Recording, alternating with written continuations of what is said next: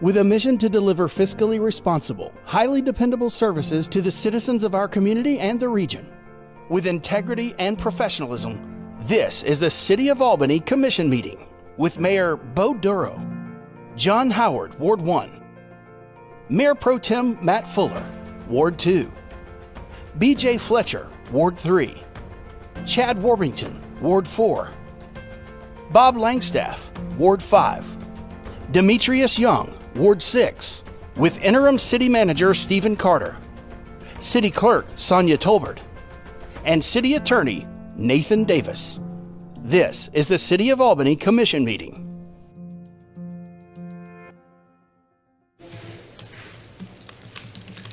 Good morning. Welcome to the October 19th, 2021 work session of the Albany City Commission. If we could begin by calling the roll, Ms. Talbot. Ward 1. Here. Ward 2. Here. Ward 3. Ward 4. Ward 4 is here. Ward 5. Here. Ward 6. Here. Mayor. The mayor is here. Ward 3.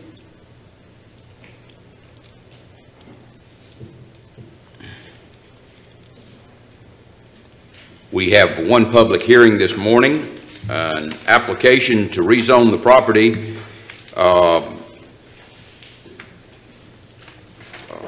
where is this at? 1004 Newton Road from R3 to C5. Good morning, Mr. Forgy. Good morning, Mayor, Commissioners. TAC is putting the presentation up. Just be 1 second. Or two. Or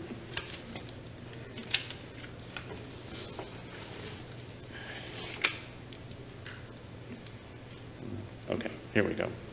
Whoops. All right, this is application 21050, located at 1004 Newton Road. All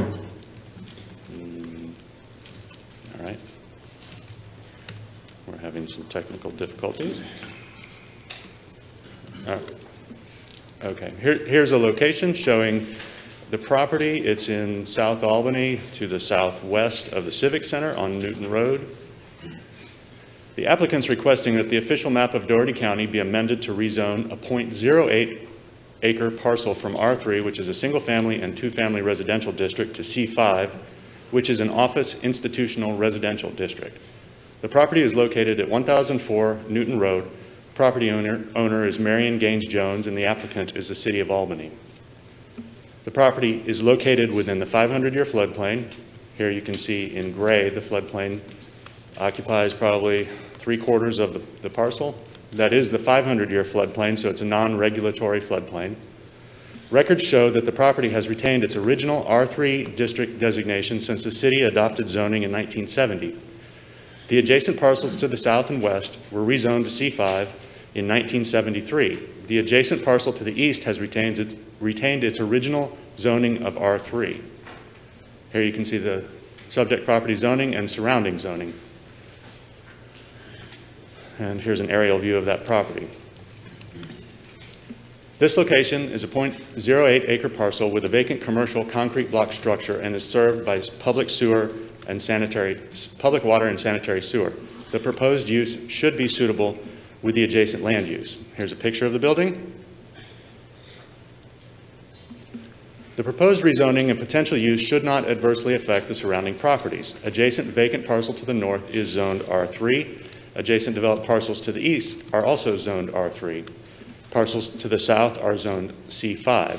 Here you can see the surrounding land use. Much of it's vacant along Newton Road, but there is residential directly to the east. Newton Road is an urban principal arterial road. The proposed use should have no additional impact on schools or the use of existing streets and transportation facilities. Staff did not identify any adverse traffic concerns related to the proposed use. Newton Road has an estimated average daily traffic count of 4,400 in 2020. Information is not available for the traffic capacity. Albany Transit serves the area nearby, and according to the DARTS study, there are no state or federally funded projects proposed for this area. Here you can see the future land use map, and this subject property is located in what has been designated to be low-density residential. The proposed rezoning and use are not consistent with the recommendation of the future land use map. However, the majority of the land use on Newton Road from here south is commercial in nature. And here you can see the zoning map with the subject property pointed at there. Note all along Newton Road, the property is zoned some form of commercial. This is in the middle of it, pretty much, at the northern end. So even though the future land use map conflicts, I think there's really a conflict between the existing use and the way the future land use map portrays this area.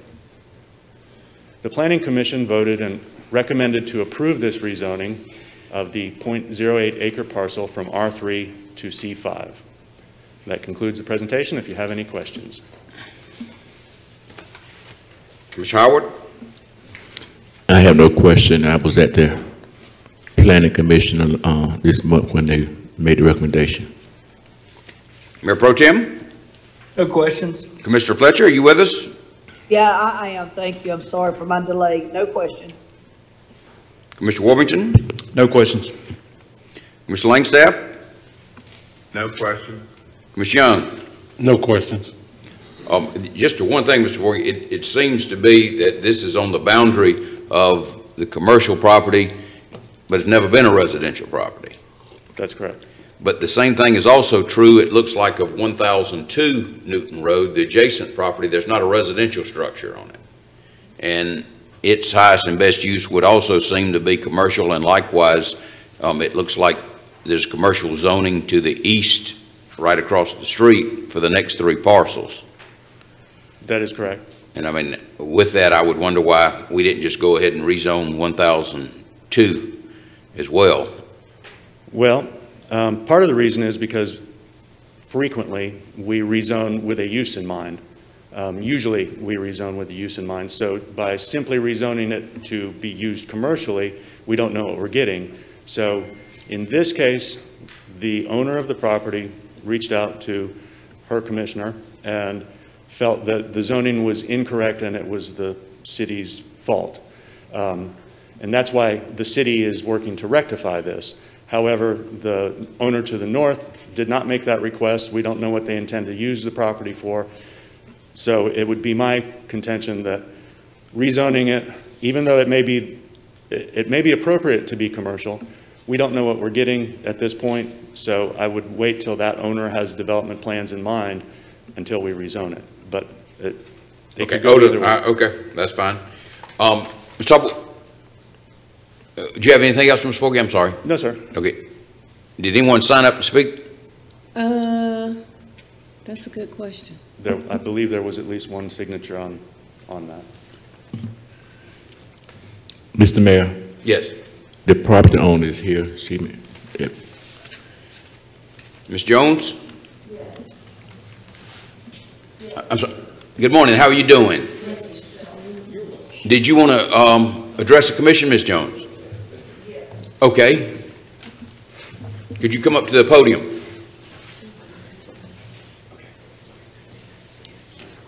Here, just keep this. Good morning, everyone. I want to ask the City Commission to approve the rezoning, which was improperly zoned, as Paul has said, and the adjacent properties, as you said, 204. I think at this time it would be feasible to go ahead and rezone that area because I'm considering getting the properties next to it. So all of that would be commercial, and there would be no need for residential properties right next to the business. And also I'm asking that the properties, since it has been there since right before I was born, and that's almost 70 years, and it should be grandfathered in. So I'm asking the City Commission to consider that as well. Okay, thank you, Ms. Jones. Any questions? Ms. Howard? No question, Mr. Jones. Mayor Pro Tem? No questions. Commissioner Fletcher?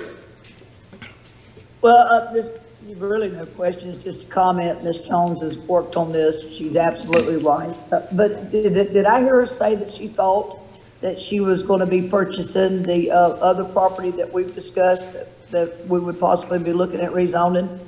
I think she said she was considering. Okay, all right, thank you very much. That's it, thank you. Commissioner Warburton? No, thank you, Ms. Jones, for coming, and appreciate you bringing this to our attention so we could help you resolve the zoning matter. So, thank you. Thank you. Let me ask a question now. How long will this take for you to make a decision on this? I think we'll be voting on it next Tuesday. Next Tuesday? But can we go around the table before you ask us? Sure. Okay. Commissioner Langstaff? No questions. Commissioner Young? Thank you for appearing before us, Ms. Jones. I do know, I grew up, right around the corner on Holloway. Yes. And I do know that this area has always been a commercial area. I used to actually go up there and purchase a few things when the store was, I think it might have been Jackson's Chicken Shack or Box or something like that. I did have a question for Mr. Forgy. So the second piece of property would have to basically go through the same process. It would have to come before the planning board, and you all would have to, kind of send that through. And does that have to come through at the request of the property owner, or could we kind of act on it? There are two ways to rezone property: through a property owner's request, or the city commission can initiate a rezoning, like in this case. Okay, all right, thank you. You're welcome. That's it, Mr. Mayor. Thank you. Any other comments, Ms. Jones? Yes, I think, again, that it would be feasible that this commission rezone that area, because I tell you, it has taken me from February of this year up until this present time, and this is still not resolved. So I would hate for anyone else that's planning to build next to me, and I pray that I get it, to have to go through this. I don't think it should ever take a citizen this long, or a property owner, to have something rezoned, but it has been an ordeal for me since February of this year. Well, I would appreciate if the city commission vote to rezone the area, and I'm sure that the property owner would not have a problem with that. Yes, ma'am. Well, I mean, we would have to have an application, Ms. Jones, and I apologize for the delay. I mean, I was just thinking that it's clearly highest and best use as a commercial property, and with the adjacent property, it'd probably be 1 1/4 acre instead of 0.8 acres, and that would give you more options for development. But Right. I hope it turns out well for you. And again, I apologize for the delay and want to thank you for coming. It's always beneficial when the owner is here to answer questions. Absolutely. And again, my question was, you going to vote? You said you all need to vote? I said I think it'll be on the agenda next Tuesday. Is that right, Ms. Talbot? Yes. And how long will it take for this process to be ended? Mr. Forgate, when we have the vote, the map's changed in what period of time? Once you vote on it, literally, it's approved. It's 48 hours. Well, we get the resolution from the clerk, and then we send it to GIS to change the map, so that may take a week. But once it's approved, she can move forward with the plans the next day. Okay. And I would appreciate some of that $20 million that's coming into Albany, that you consider properties over in the southwest area of Albany, Georgia, for the businesses that were there. And if you've ever ridden into the area, you'll see that the area has diminished. There were viable businesses all in this area, and so much has happened. And $20 million should not be going in the ground. I would appreciate if this commission would consider putting money into small businesses here in this area. We've been through enough. Thank you, Ms. John. The next item on the agenda is a recommendation to accept the bid for the property at 508-510 Pine Avenue. Mr. Davis, Ms. Fields, Ms. Gaskins. This is the property that was occupied by Liberty House for, I think, back to the 80s. Yes, ma'am. Good morning. I'm standing for Ms. Fields. I'm Kim Allen. Okay. Okay. Good morning. Good morning. This bid was advertised. It was for the sale of the surplus property, which was formerly the Liberty House at 508 and 510 Pine Avenue. We're here for your acceptance of the $70,000 that was bidded as the highest bid for the sale of this property.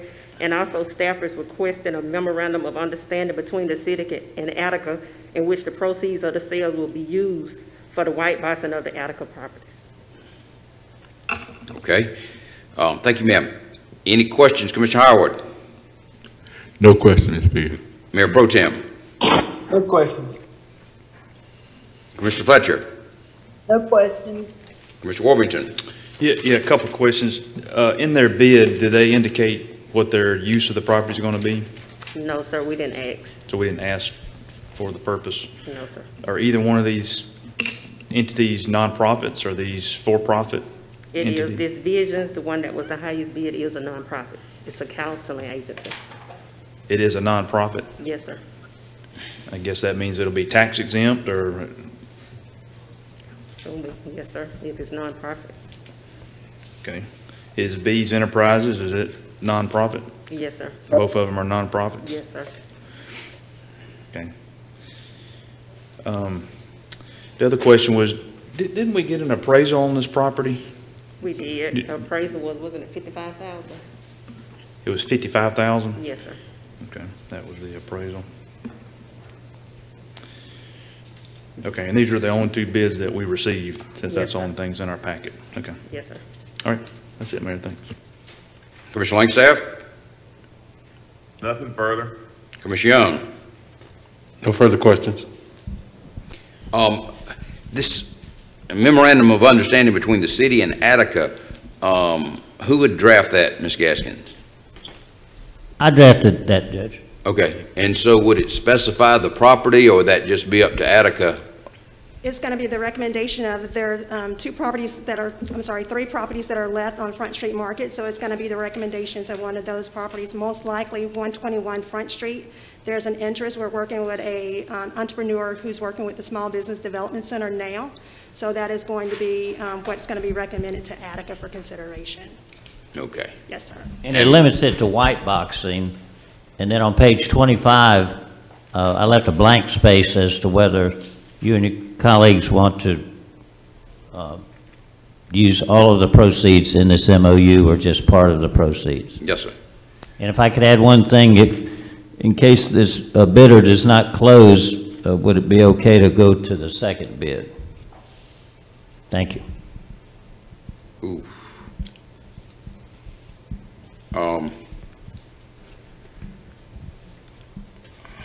Well, we'll poll the commission, but I think what's on the agenda is the higher proposal.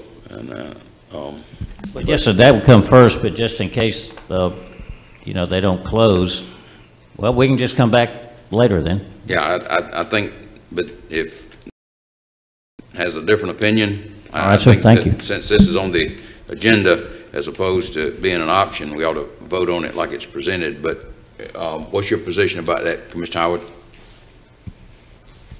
As presented. Okay, Mayor Pro Tem? Yes, sir, I'm fine as presented. Hopefully the initial bidder will close. Commissioner Fletcher? I'm fine as presented. Commissioner Warburton? I'm good with that. Commissioner Langstaff? I'm good with that. And Commissioner Young? So the option is to just vote on it as presented, or put in an option to go to the second bidder If the if high they bid don't does, close? yes. I kind of like the option of being able to just go to the second bidder if they don't close on the property. Okay, well, the consensus is to vote on it as it's presented, and that's what we'll do, but maybe if staff wants to put a different, the option before the meeting next Tuesday, you know, if the majority wants to go with the option or the alternate of if Vision Solutions does not consummate the sale of the property. Can I ask a question here, Mayor? Yes, sir. So you're saying even though the consensus was don't put it on, we can put it on anyway as an option?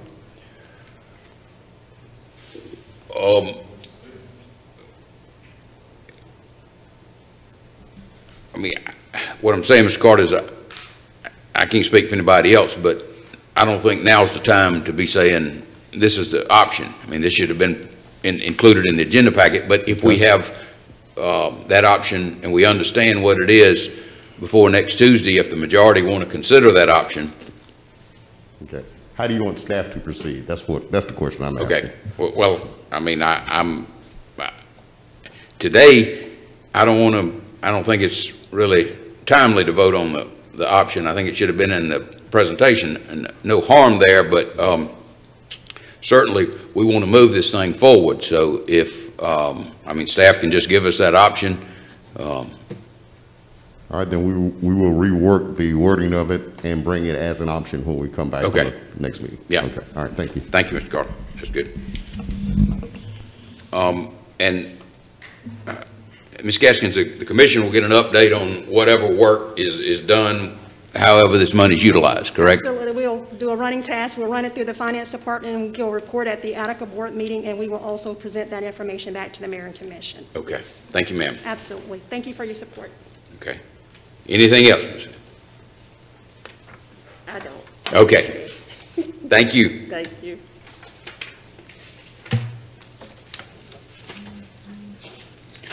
The next item on the agenda is a issue that I brought up. I will have to be in court in Chris County on November 16th, and so we have a commission meeting scheduled that day.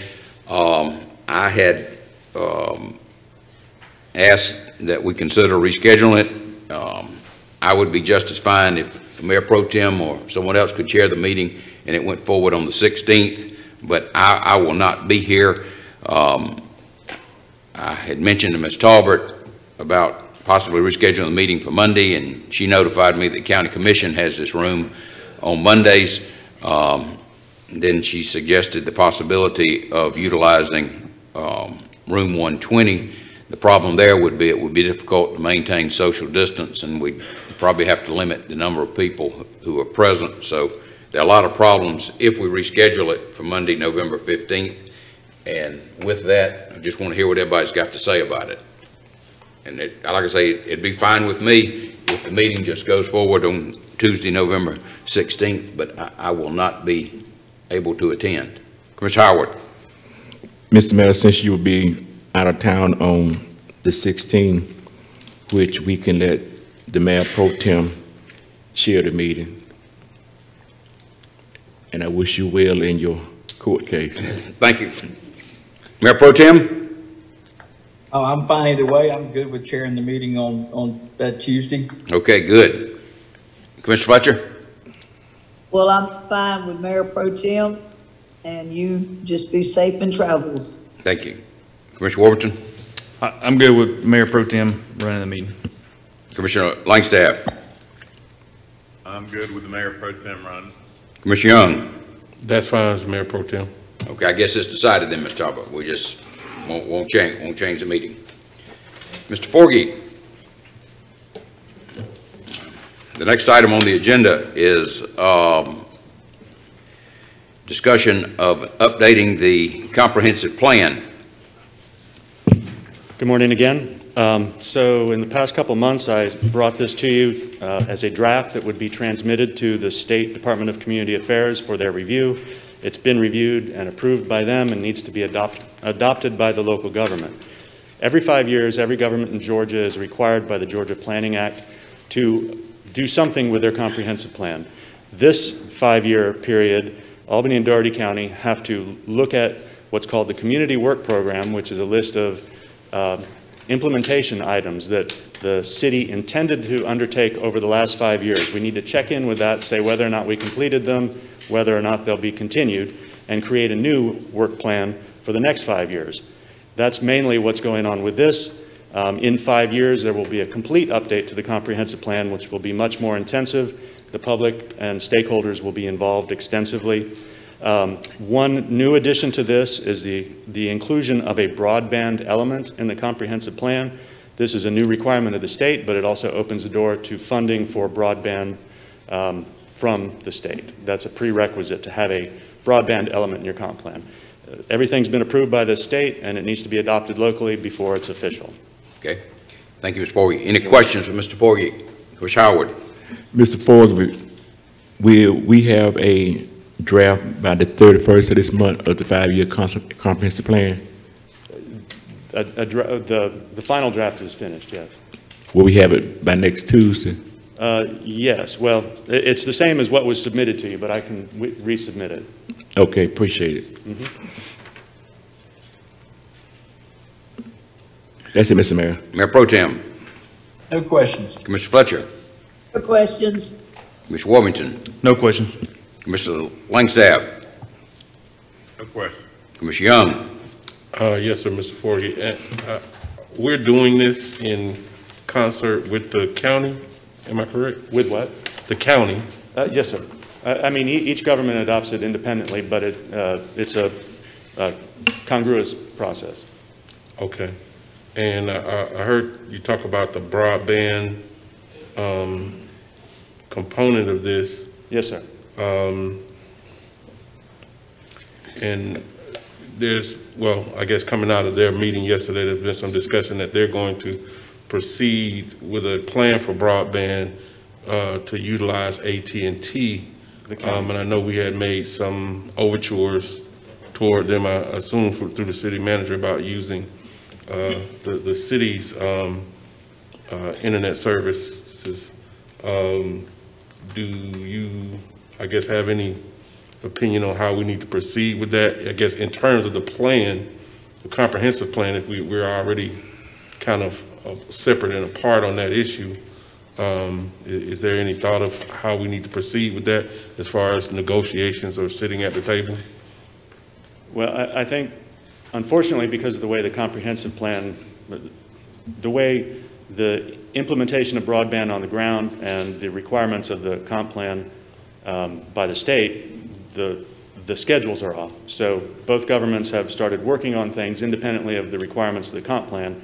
So the comp plan would have given and will give more opportunities for both governments to work together, but because this requirement of this date to include the broadband element, it kind of happened after plans had been set in motion.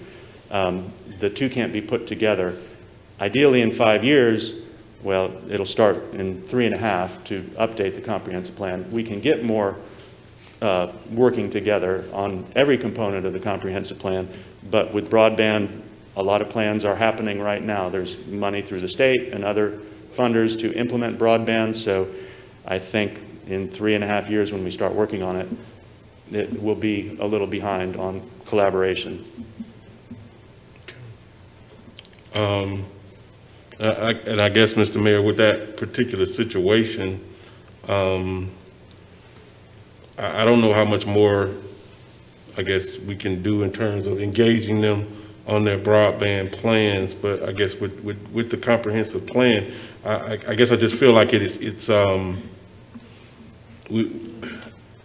if there's an opportunity within this comprehensive plan, because as we roll out broadband and you know, it's going to take some time, so there might be a lot of changes on the ground between now when those things actually get implemented into you know, the underserved areas, you know, south side, east side, and also out into the county rural areas. So if this is going to be a 5-year comprehensive plan, I think there should still be an opportunity for us to work together if they want to do that. So I would like to see us continue to engage them on that particular thing. Maybe, I know with the state ARP proposals that we've sent in, that's a done deal, but that hasn't been, approved for either one of us, so maybe we can come back and revisit this in terms of the comprehensive plan, revisit this broadband issue. That's it. Thank you, Commissioner Young. I think that is correct. The county is going to move forward with the application. I certainly think we all would have preferred that the county allowed the city to extend broadband.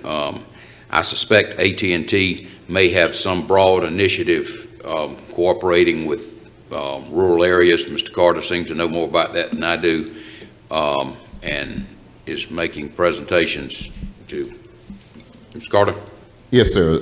AT&T is working in this area as well as other areas. They actually reached out to us, to me, wanting to partner with us. Problem with wanting to partner with us is they want to own the network at the end of the day, and that was the reason that I just flatly turned them down, because we want to own the network, and since the county don't have any interest in a network that way, they were able to consummate that deal. Now AT&T is bringing money to the table, as well as the county's going to try and use some of this money to help fund that process. So that's the motivation for the county. Now, and again, they're only talking about the unincorporated areas of Dougherty County. We still have an obligation within the city limits of Albany. Well, I don't know, I guess, because I'm thinking about, those areas that butt up against our city, places like on my side of town, Southgate, and that are,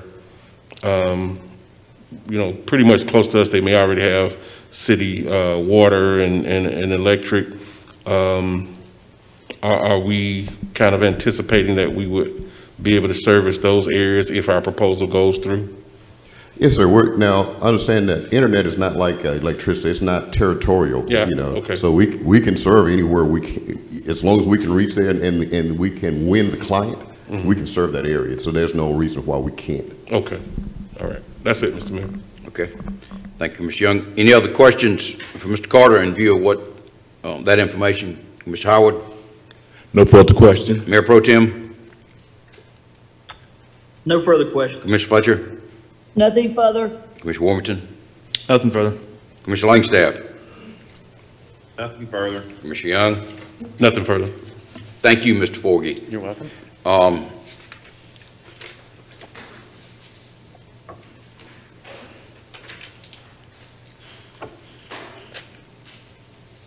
The next item is Mr. Bednar with us?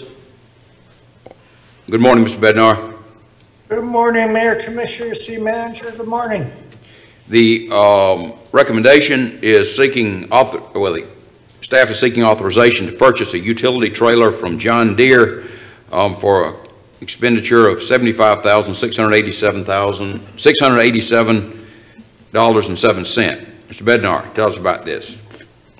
Yes, Mayor, this is the same style tractor that we use now and standardized throughout the fleet. It's mainly used for mowing purposes throughout the city properties, and it is slated to be used a lot at Lily Pond, which is, a lot of acres of grass. It is designed to tow about a 20-foot mower, which is very efficient for the mowing needs, and it's replacing a 12-year-old tractor that we're having a problem finding parts. And this tractor is readily available here locally, so we're not going to have a long lead time that we experience throughout a lot of our other equipment. Thank you, Mr. Bednar. Any questions, Commissioner Howard? No question. Mayor Pro Tem? I guess it mentioned 5 to 6 months lead time in the packet. Is there going to be any additional lead time, we think, due to the John Deere strike that's going on? No, I don't believe so, Commissioner, because they have one readily available. They just have to modify it for our needs, of course. But I would anticipate that we would have it probably in service after adoption. It'll be probably in service probably a month from now. Okay, that's all. Thank you. Commissioner Fletcher? Nothing further. Commissioner Worthington? No questions. Commissioner Langstaff? No question. Commissioner Young? Yes, sir. I'm looking,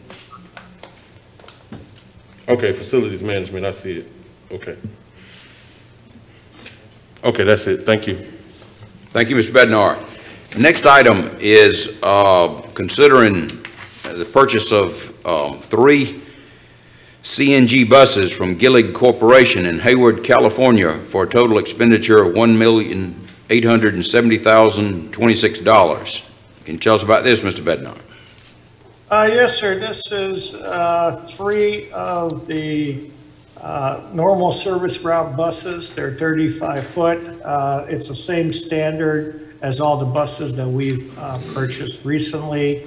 It really is huge benefit. We have modified some of these buses with some options of things that we have seen fail on the existing buses. One of the biggest issues that we had is with the engines on these. The CNG run really hot.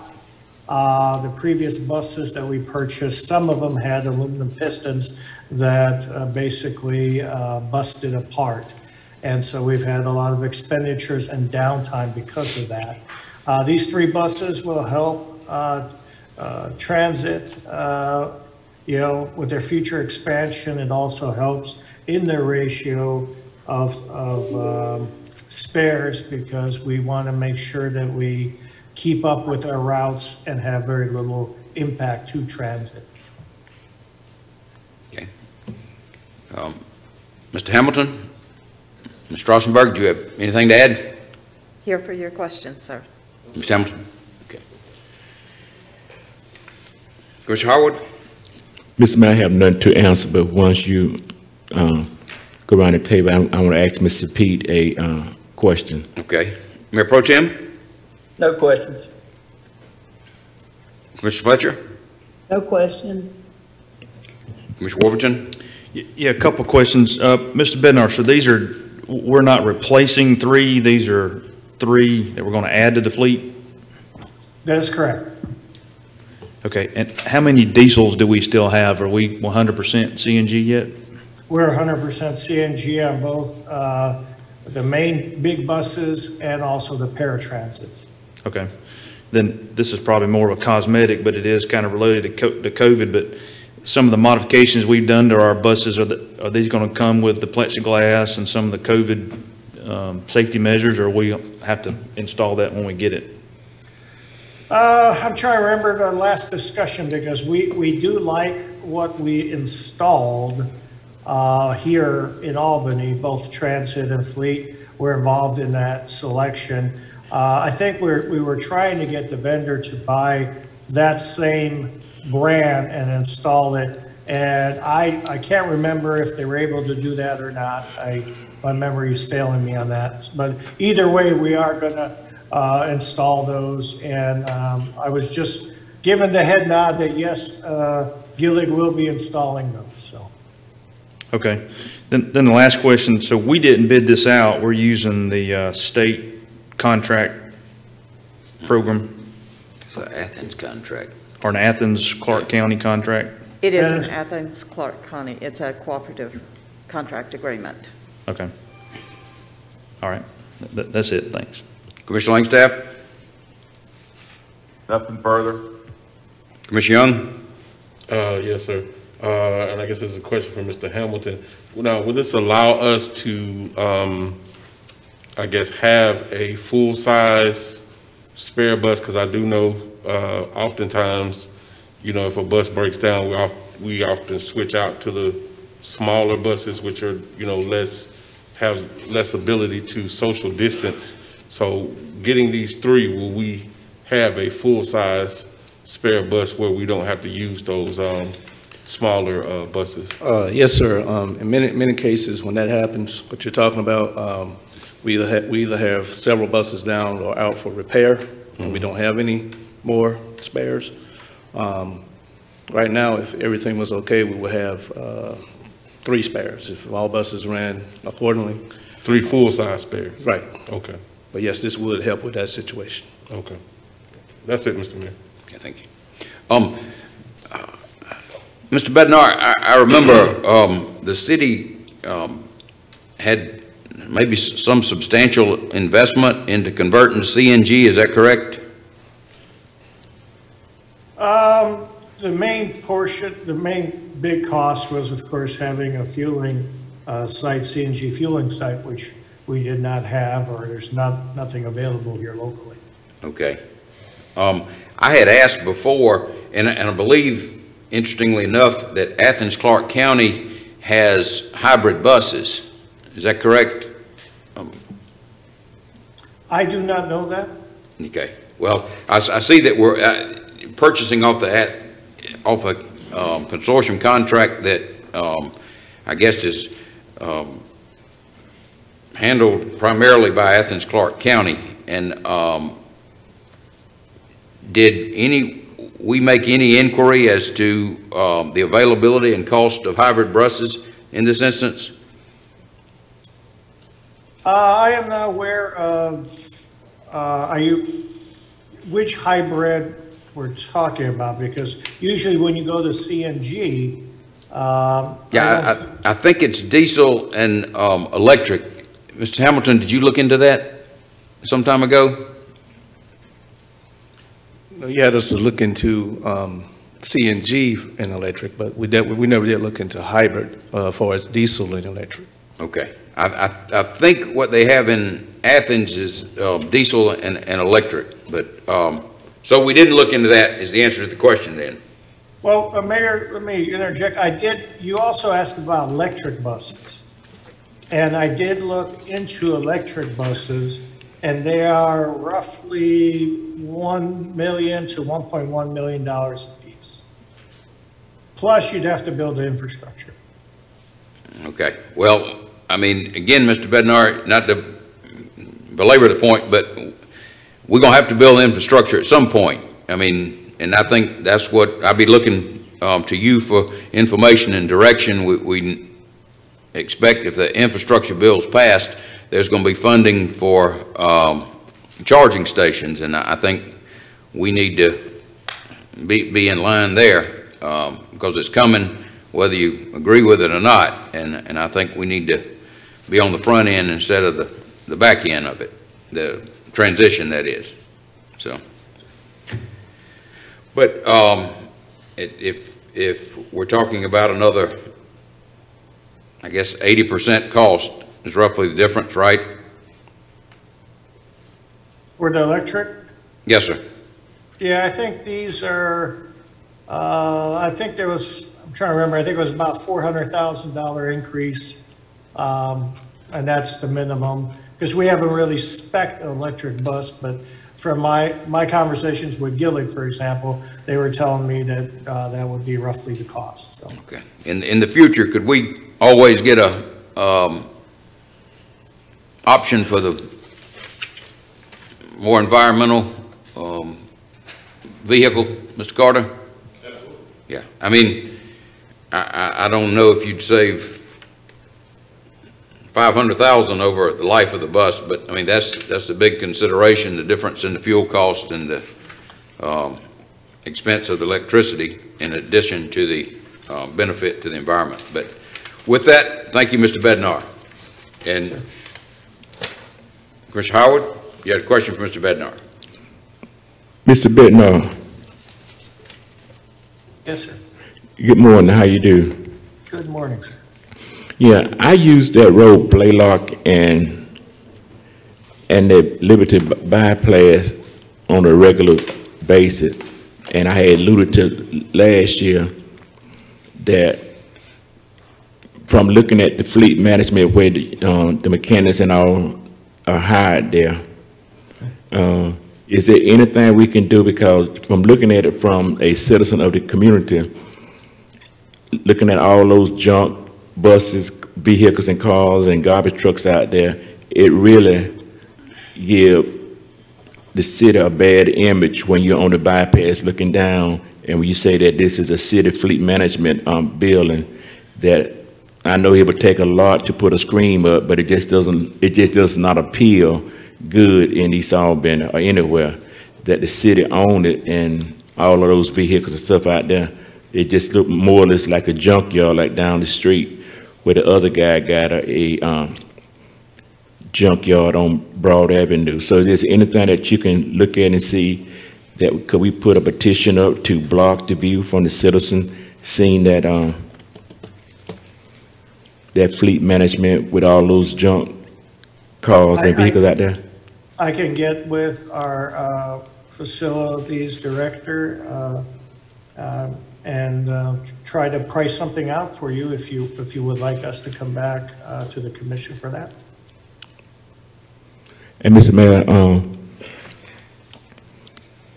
if you sometime just can ride and you'll see what I'm talking about, that it just doesn't look good that the city of Albany has a lot of those vehicles. I know they're in there for operation, but it just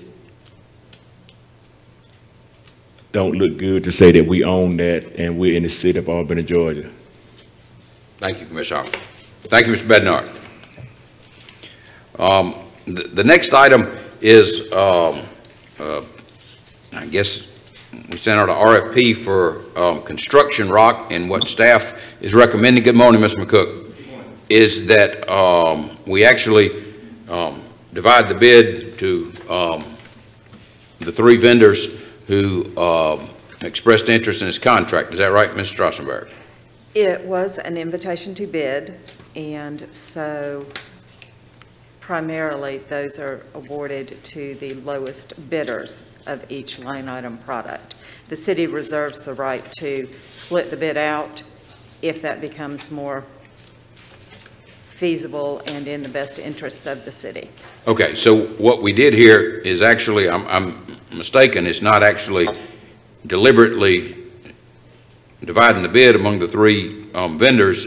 You're taking the proposal that's least costly and selecting that vendor for each of those options. Based on their bids, Okay. awarding to each bidder whichever product line they bid least amount of. Okay. What more can you tell us about this?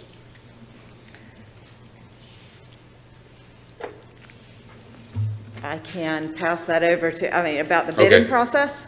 No, about why do we need this construction rock? I will turn that over to Mr. McCook. Good morning, Commissioners and Mayor. This construction rock is basically used for repairing of alleys, streets, street bases. The granite 7 and granite 4 size rock, we use that mainly for soil stabilization and for like construction exits when we have to build them, but we don't typically use that rock all that often.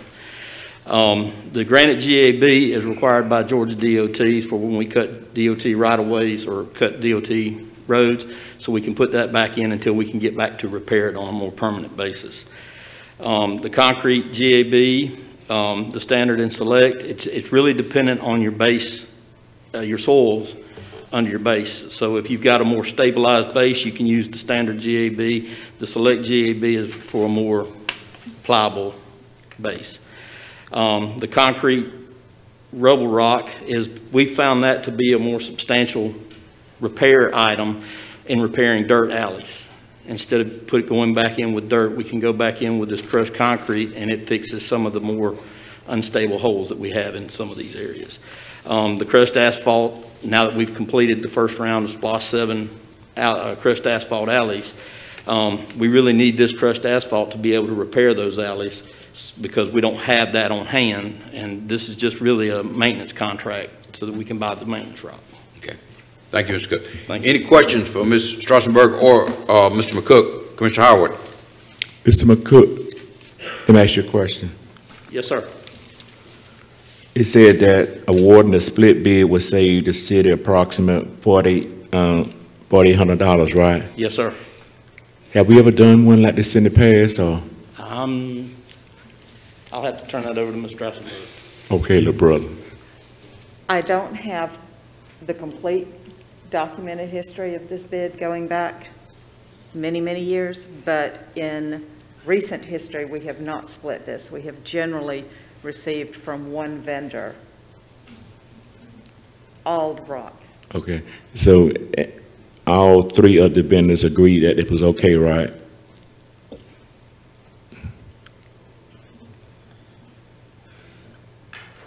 That was in the invitation to bid. They understood that, didn't they? They understood Yeah. at the time of the bid that that there was an option to have it split.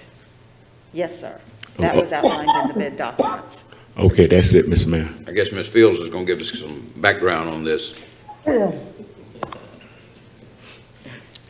We typically, on other types of materials, we have split the award. We always put in the bid that the award was based on what is best for the city of Albany. So we're allowed to either award it to one or to multiples, according to what we put in the bid language. Okay, that's it, Ms. Field. Okay, so you call this a split bid? Yes, sir. I mean, generally, you know, I look at these things and I think it's a winner take all, and so that's the term, split bid. Okay. Well, we used to do winner take all, and then we figured out that it makes more sense to state that we're doing whatever is best for the city. Yes, ma'am. So if it's best for the city to split it, then that's what we do. And to answer the question, of course, the vendors, they understand that they might get part of the bid or none of the bid. That's true. Okay. All right. Thank you, ma'am. Is that all, Commissioner Howard? That's it. Mayor Pro Tem. No questions. Commissioner Fletcher. No questions. Commissioner Worthington. Yeah, a couple quick questions. So this is material price only. We do our own hauling, or do they do the hauling? We'll do our own hauling. We'll go pick it up from their facilities. Okay, from their location. Yes, sir. Well, one thing I learned last week with the conversation from Mr. Maples was, I guess we recycle when we do these large resurfacing projects through the city. Yes, sir. We keep all the asphalt We don't ground keep up. all of the asphalt. We keep a portion of it. More particular, we've got a project out at Blaylock where we've kept the material. But that's just been in the recent history. Prior to that, we did not keep the material. Okay. Well, I thought that was a great idea. So even on future projects. Yes, sir. Yeah, I think that's great to, I mean, there's a lot of ground up asphalt that we're removing from our streets, and if we can then recycle it and reuse it, yes, sir. I think that's a great idea. And at times when we build up enough concrete, we do that as well on the concrete side, so we don't need to purchase as many when we have that opportunity. And we're working on a pile right now. Once we get it large enough, we'll call the contractor in, he'll crush it up for us, and then we'll be able to use that until it's all used up. Yep. I think this is a great idea. I appreciate purchasing, looking at this split way, because all of us in our businesses, we don't just buy from, you buy from each supplier, the ones that are the most cost competitive in their different areas. So they have reasons, I'm sure, why they're lower in certain aggregates. They may get better prices, and so the city therefore is capitalizing on what these private companies are doing on their different product lines that they're competitively priced. So I appreciate y'all thinking like that. I appreciate it. That's it, Mayor. Commissioner Langstaff. No question. Commissioner Young. Yes, sir. I just wanted to just be clear that, and because I do get it, because we're basically kind of shopping around for, I guess, the different materials, but there's no added cost in doing that, because, sometimes when you shop around, you could probably spend a little bit more money looking around than you can just get it at one place, but. I'll refer that to them on the legality, but. Well, in this case, our shopping around was one bid. So we put that one bid out for everybody to insert their prices. So it didn't incur any more expense than doing it for one vendor. Okay, all right. That's it, Mr. Mayor. Okay. Thank you, Ms. Young. Thank you, Mr. Cook, Ms. Strassenberg. We appreciate it. The next item is a little more substantial. Good morning, Ms. Fields. Good morning. A recommendation to award the contract for relocating the utilities in what's generally the downtown area, I believe, underground, awarding the contract to A West Enterprise of Albany at an estimated cost of $8,410,480. Yes, sir. As you stated, this bid was put out for the sandy bottom circuit to move the utilities underground. We only received one bid, although we solicited many bidders, many potential bidders. We only received one bid. We contacted our grantor and found out that they allowed us to open the one bid. We polled the other potential contractors and found out some of them said that they couldn't hold the material prices. Some of them said that they had plenty of work to do, and others stated that they were a little leery of possibly the liquidated damages that we had to include, because we have a deadline for when we have to finish this and still be awarded the grant funds. So with those considerations, they allowed us to open the one bid, and thankfully the one bid came in under our budget amount and is a local vendor. I have that local vendor here if you'd like to find out how anxious they are to do this project. But we're recommending award of this contract to A West Enterprise, which is a local vendor here in Albany. Okay. Thank you, Ms. Fields. Ms. Hodge, you have anything to add?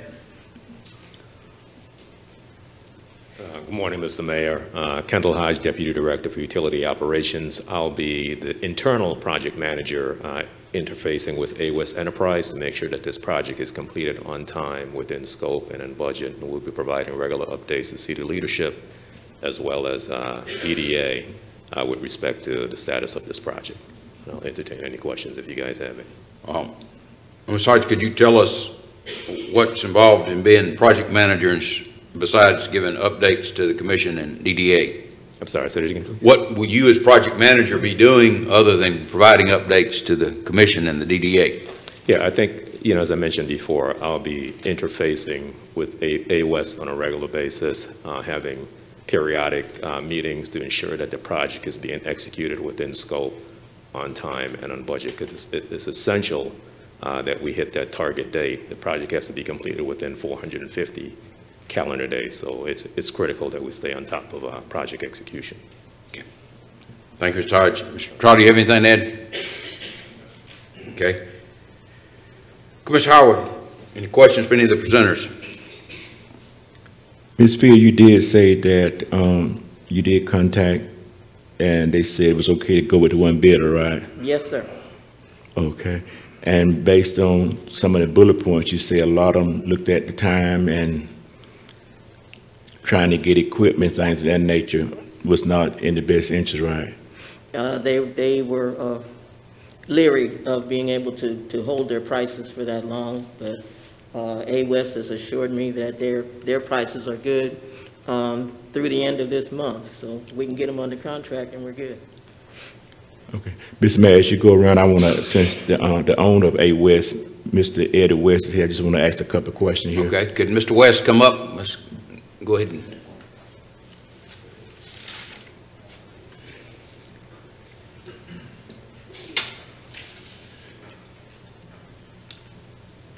Good morning, Mr. West. Good morning. Did you want to give us some background? Background on this project? Yes, sir. It's roughly removing 8 miles of overhead primary, going underground. It starts at substation 3, which is just behind the fire, I think it's fire station number 2 on Palmyra Road. Goes through Tiff Park, goes back to Jackson, to Washington, turns south towards downtown, goes up and down the alleys, removing overhead, going underground. There's also fiber optic on this project.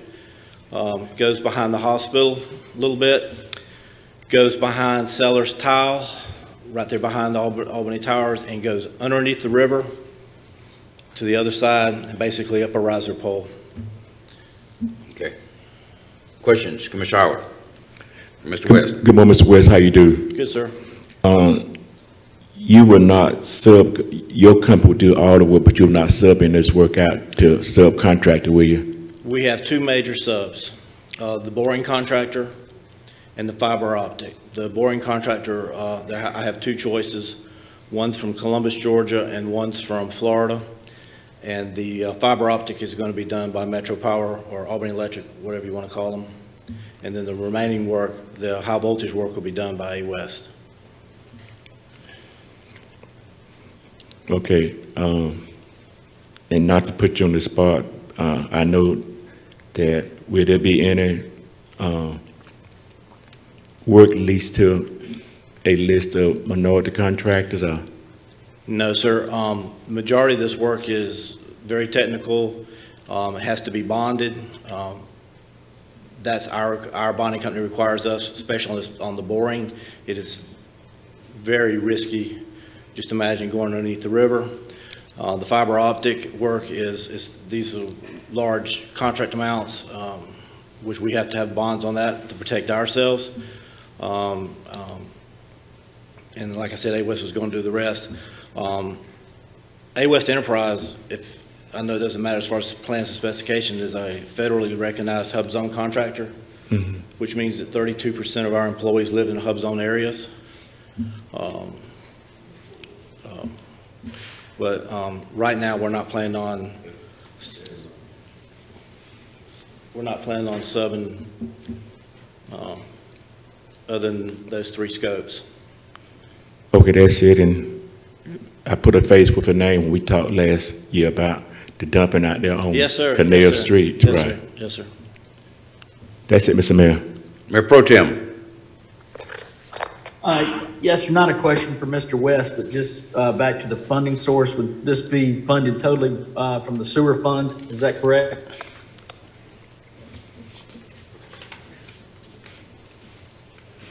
This project is primarily grant funded. Then there is some SPLOST 7 money in it, but it's primarily grant funded. Okay. When you get a chance, can you send us the breakdown on that? Sure. Thank you. That's all. Mr. Fletcher? Nothing else, sir. Mr. Worthington? Yeah, Commissioner Fuller kind of hit my question. So is this the amount that the grant that we received? Is this amount, or is it more or less? We received 8.4 million. 8 million even is the grant amount. Okay, so the grant amount was a fixed amount, no matter where the bids came in at. And so we'll have to put 400 with it, 410. Correct. Total project was originally estimated at 10.6 million. Oh, wow. And then the grant was 8 million, and the 2.6 is from SPLOST. Okay, so we have I think there's a line item on SPLOST for underground. Yes, absolutely. Okay. Well, and I guess while you're standing there, since we had more money allocated, are there some other underground opportunities since this came in below what we had anticipated? We have an exceedingly abundant amount of other underground opportunities in the community. That was a pretty big question. Well, let me phrase it a different way. Are there some underground opportunities that we could add to this to wouldn't make be headway added while we have? Correct, yes, sir. It wouldn't be added to this project, but we have other target priority underground areas we would continue to use that SPLOST funding for. Okay. Mr. West made a comment that kind of perked my interest. So going through Tiff Park, I guess there's overhead wires going through Tiff Park now. Does this mean that Tiff Park will be all underground? I'll defer to Lee. Just from a cosmetic or park standpoint, I thought that was a good thing to mention. Yes, sir. The overhead that's there now is part of this project. It'll be underground now, so there should be no overhead left. Any high voltage overhead anyway. Okay. All right. I guess for you or Mr. West, but when he said primary, what kind of voltage are we talking about? Because this is not your standard 100 volt, 200 volt. What kind of voltage are we talking about here? This is our primary voltage, our distribution voltage, which is 12,000 volts that we use on all our system here in the city. Okay, so this is pretty major supply feed. Okay. All right. That's it. Thanks, Mayor. Mr. Langstaff? Can I add something? No question. Yep. Wait, hang on. Mr. West has. If you're going to add any more opportunities, we need to come up with them quick so we can use the unit prices that are in the contract and buy the materials, because materials are uncontrollable right now. Okay. Well, that kind of leads to my point. If we had a shovel-ready add-on that we could do to this, but I know we may not have designs or what all, but I think that's a good point. If we've got a couple shovel-ready that we could tack on to take advantage of the pricing, that'd be good. Yep. Commissioner Young? No further questions. If we could, of course, Ms. Fields, we're going to provide some information about that $8 million grant. That was several years ago it was awarded. Isn't that correct? 2019. Ma'am? 2019. 2019, yeah. And so it doesn't matter when the money's allocated, the grants remain the same, correct? Yes, sir. Actually, we had to get an extension due to some of the things that have been happening in the well, COVID, those kind of things, but we have bumped up against our last extension, so we have to get this done in this period.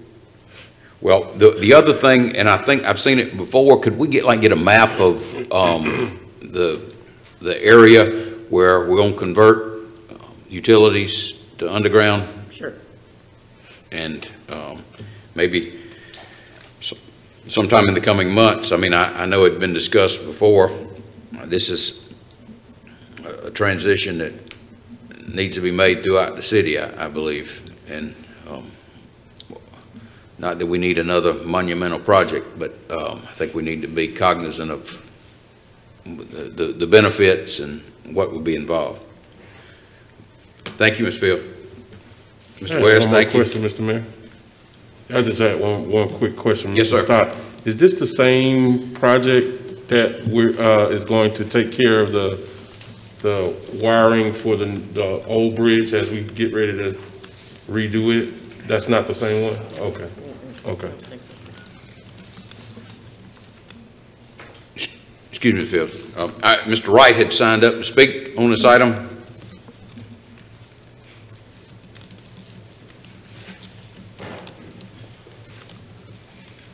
I think that was intentional.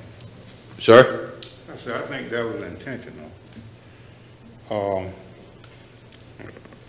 What I want to bring the attention to you, this is an $8 million project, and it's reverse Robin Hood, but the reason for bringing it to you is this marked the golden trifecta for civil rights. And this project, like others, requires equal opportunity. This year marked the 58th anniversary of the March on Washington, the 57th anniversary of the 1964 Civil Rights Act. And you just heard from Mr. West that they are not going to use any black business. And it's reverse Robin Hood because this is $8 million. And this project is going to help Phoebe, so I guess indirectly it's going to help all of us. But the mere fact that Mr. West asserted that black business could not do it. Well, the name of our company is a Framtech.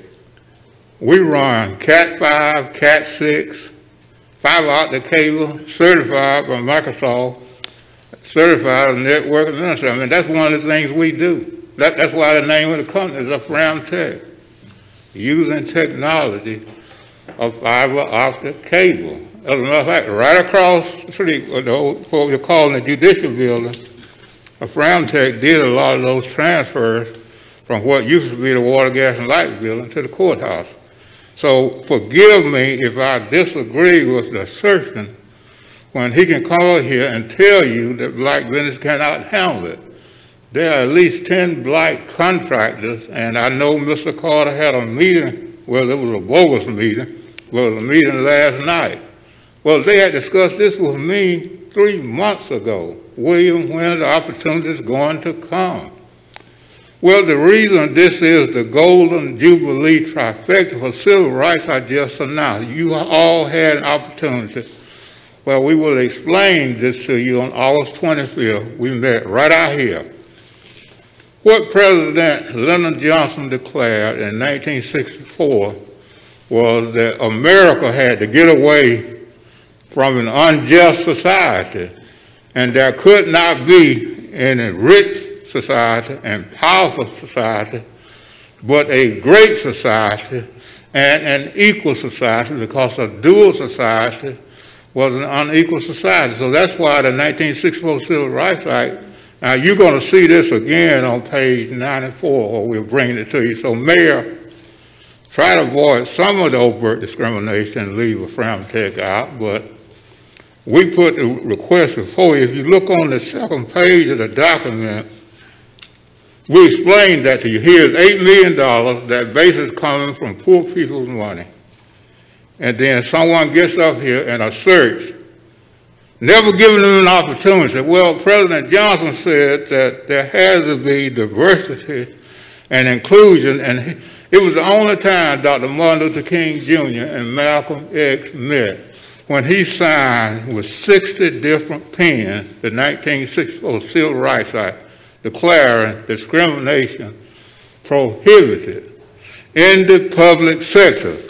Now, if this is something that was owned by Bank of America or something else, you may be able to get away with it, because the public will not know it.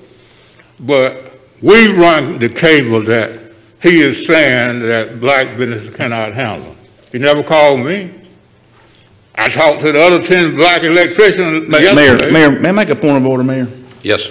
I think it's inappropriate to criticize other private businesses in town. I think Mr. Wright needs to focus on the issue at hand and not criticize another business and make statements about what he did or didn't say in front of us.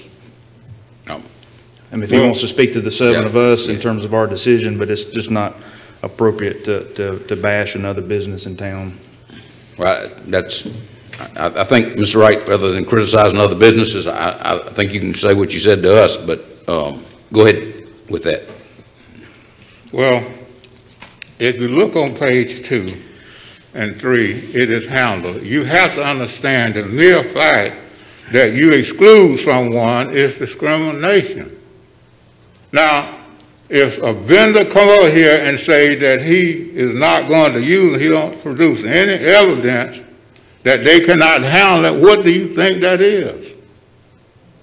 What is it if someone comes here and say they cannot do that, never gave them a chance?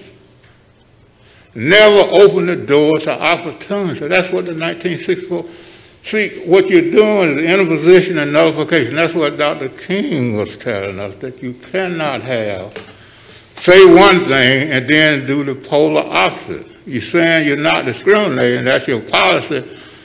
Mayor, Commissioner Warrington, and other commissioners, policy and law are different. It's not your policy that is 30 important. Seconds. It is what's in the law. The law requires you not, it prohibits discrimination.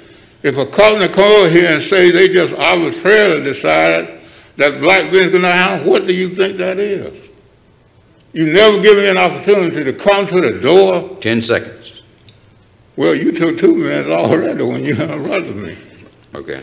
So we need to make this thing halfway equal, because the playing ground is perpendicular to the black-owned business in a community that's 80% black or African American. Thank you, Mr. Wright. Questions? Mr. Howard? No question, but thank you, Mr. Wright, for your enlightenment, and I know what you're talking about, and I feel the pain as well. Thank you. Mayor Pro Tem. No questions. Commissioner Fletcher. Well, not really a question, Mayor, but I would like to, and I just hate for anybody to sit here and think that one of our businesses in this community basically said something that I didn't hear them say it. Now, I'm on Zoom and I might have missed something, but maybe some words could have been said a little bit different, but I don't really see, and I don't think this commission should let it, just leave it, that we had a business that said black businesses could not handle this.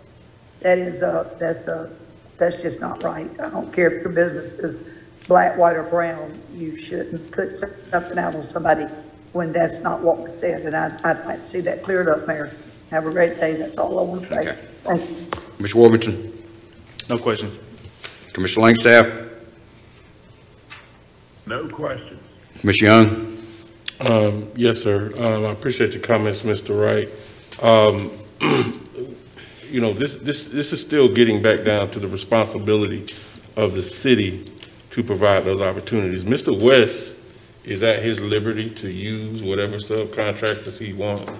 That's his business. He's at liberty to use that. And I would ask if Mr. West, if he would, you know, like to kind of clarify his comments, because I too kind of took issue with the statement that he made. So if he wants to clarify it, I would absolutely, you know, appreciate kind of hearing that, because that's what we hear as African Americans. Is if you're being asked by Commissioner Howard, have you tried to use any minority contractors, and then you say, well, you know, I need to use somebody who's capable of getting a bond. As far as I know, there are plenty of African-American contractors who are capable of getting a bond. I need to have somebody who can bore up under the river. Now, I don't know if we have any African-American contractors who are able to bore up under the river, but I would assume so, just, you know, off of my mind. But, you know, again, that's what we hear. So, you know, as Mr. Wright is taking issue with that statement, understand there's a different perspective when we hear those things. So, but I always, you know, try to give folks the benefit of the doubt. So if Mr. West wants to clarify that statement, I would welcome that. But understand, this is the responsibility of the city. With a project this large at $8 million, we should have some type of mechanism, some type of way of ensuring that smaller contractors, minority contractors, disadvantaged contractors can have a piece or a slice of this pie. We shouldn't put all that on Mr. West. That's not his obligation. That's not his obligation. That's the obligation of the city. That's the obligation of our, or should be the obligation of our procurement staff. As Mr. Wright said, this is a city that's 77% African American, and you can assume that most of the tax dollars that are being funded through grants, that are funded through SPLOST or whatever the funding mechanisms are, that those people are a part of that, and we should see a part of those proceeds come through there, or at least try to find a way to make sure as much of the opportunity can be had as is held, and that's what Mr. Wright is saying today. So again, I would love to hear you know, a clarification, because I don't, you know, like I said, I take people at the benefit of the doubt in terms of that, but I did take issue with that statement as well. Thank you, Mr. Mayor. The record will bear out what Mr. West said. I think he said this is very technical work, but certainly, Mr. West, if you want to address the commission again, clarify that's fine with me, but you don't have to. Well, okay, Mr. Wright, would you give up the podium, please? well, I had a point before, but I'd like to bring that before you get rid of me, if you will. Oh, okay. Yes, sir. Go ahead, Mr. Wright. 2 quick points. Associated with this, we'll get this to the clerk later today, but 4 years ago you did the same thing. There was $50 million spent on one day on a project, and it was $8 million. Instead of A West, it went to Metro Power, the one that Mr. West just mentioned. So we're going to email that to you. Another thing is, when President Johnson signed... Okay, that's all right, Mr. We don't need a history lesson. I appreciate it, Mr. Wright. Not history. I was going to point out a couple things about it. But your 5 minutes is up, so can you give me 30 seconds? I'll give you 30 seconds. No, give it to Mr. West. Okay, all right. Mr. West? I apologize for opening up a can of worms. This is my first time speaking in front of the City Commission. If there is a contractor locally in Albany that has the qualifications and can provide us a payment performance bond, we'll accept a quote from them now on the fiber optic. Now, as far as the directional board, there's 3 contractors in the southeast that can make those bores. I got prices for 2 of them. The other contractor wasn't interested. I've bid work all over this country, and it's normal contracting process for the prime contractor to reach out to subs and the subs to reach out to me. I had no subcontractor reach out to me and say, I'm bidding this job, will you accept my price? We asked a ton of questions when the job was bidding, and I went through the pre-bid conference, and there was one contractor that was on the pre-bid conference. It was done on Teams or whatever process y'all use, and I could not identify who that contractor was. And it sounded like that contractor was planning on bidding the job prime. My recommendation to the city of Albany is when you have a pre-bid conference, maybe y'all did it, I don't remember. Did they put out a bidders list? No, I didn't see it. If you would put out a bidders list when you're bidding a job, listing all the contractors that are interested, that creates a network between those contractors to know who's bidding the job and who's not bidding the job. It's real common, we see that with the federal government. And it makes it easier on prime contractors to reach out to potential subs, and it also helps potential subs to reach out to primes. I did not know that there was any interested and I was the only bidder, and if they prepared a price, I didn't see it. That's all. Okay. Hold on, Mr. West. Any questions? Mr. Howard? Mr. Mayor, when you go around the table, I just want to just do let's go ahead and ask it now, then, so we move to the next item. Okay. Mr. West, like I said, we will vote on this as a next Tuesday, and never would I say trying to tell you what to do, but as you heard, the sentiment from some of the commissions and Mr. Wright, and due diligence that if it's possible, and the reason why I say it's possible that it can be done is that we try to be inclusive, not only minorities, but females and other groups that there are certain federal guidelines stipulate that we must use and try to do it in good faith effort. Mayor Pro Tem? No questions. Mr. Fletcher?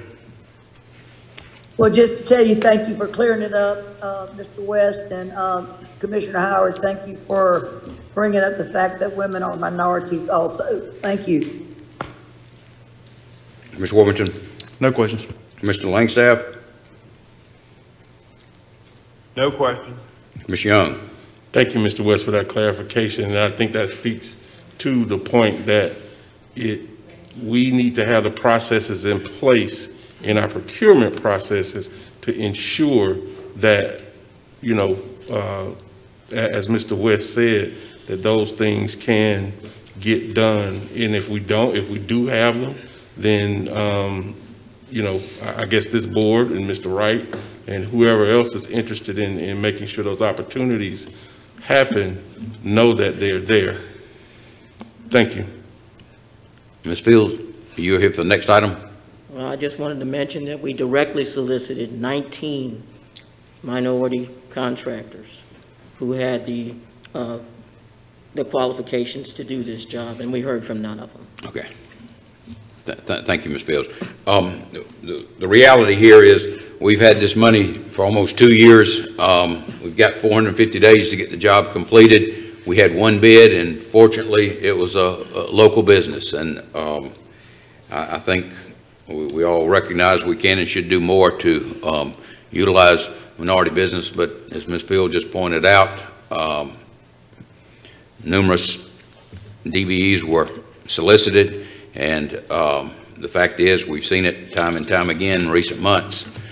We're getting very few responses because contractors have more to do than they can do. We've got one bid, and we appreciate Mr. West speaking to us, and thank you, Ms. Fields.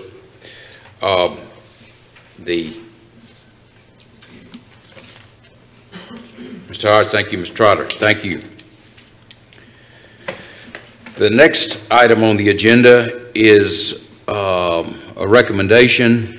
It was approved from the utility board that the city enter into a contract with, I think it's Ardura Group, Inc. of Augusta for an amount not to exceed $9,994,000. And this would be the engineering services for the CSO project, if I'm correct? You are correct, sir. Okay.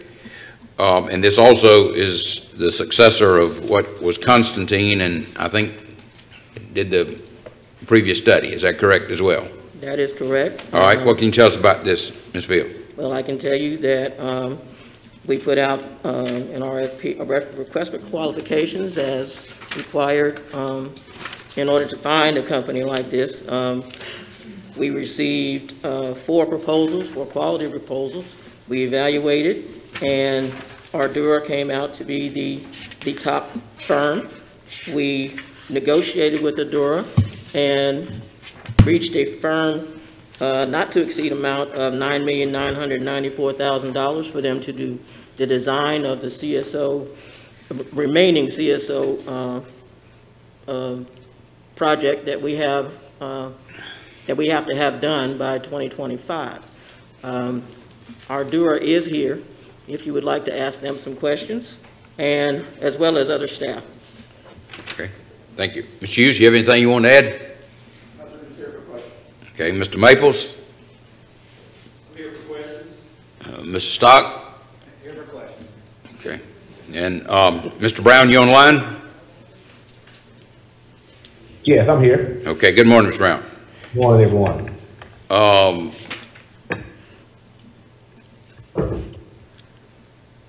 I guess, did we want to hear from someone from Ardura? We want to ask questions of staff first. How do you want?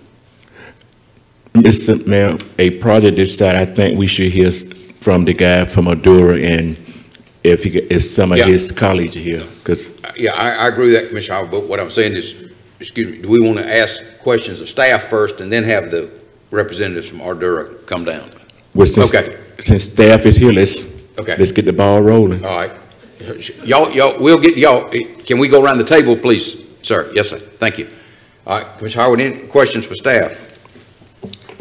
Missy Beth, thank you for providing me with this book last week.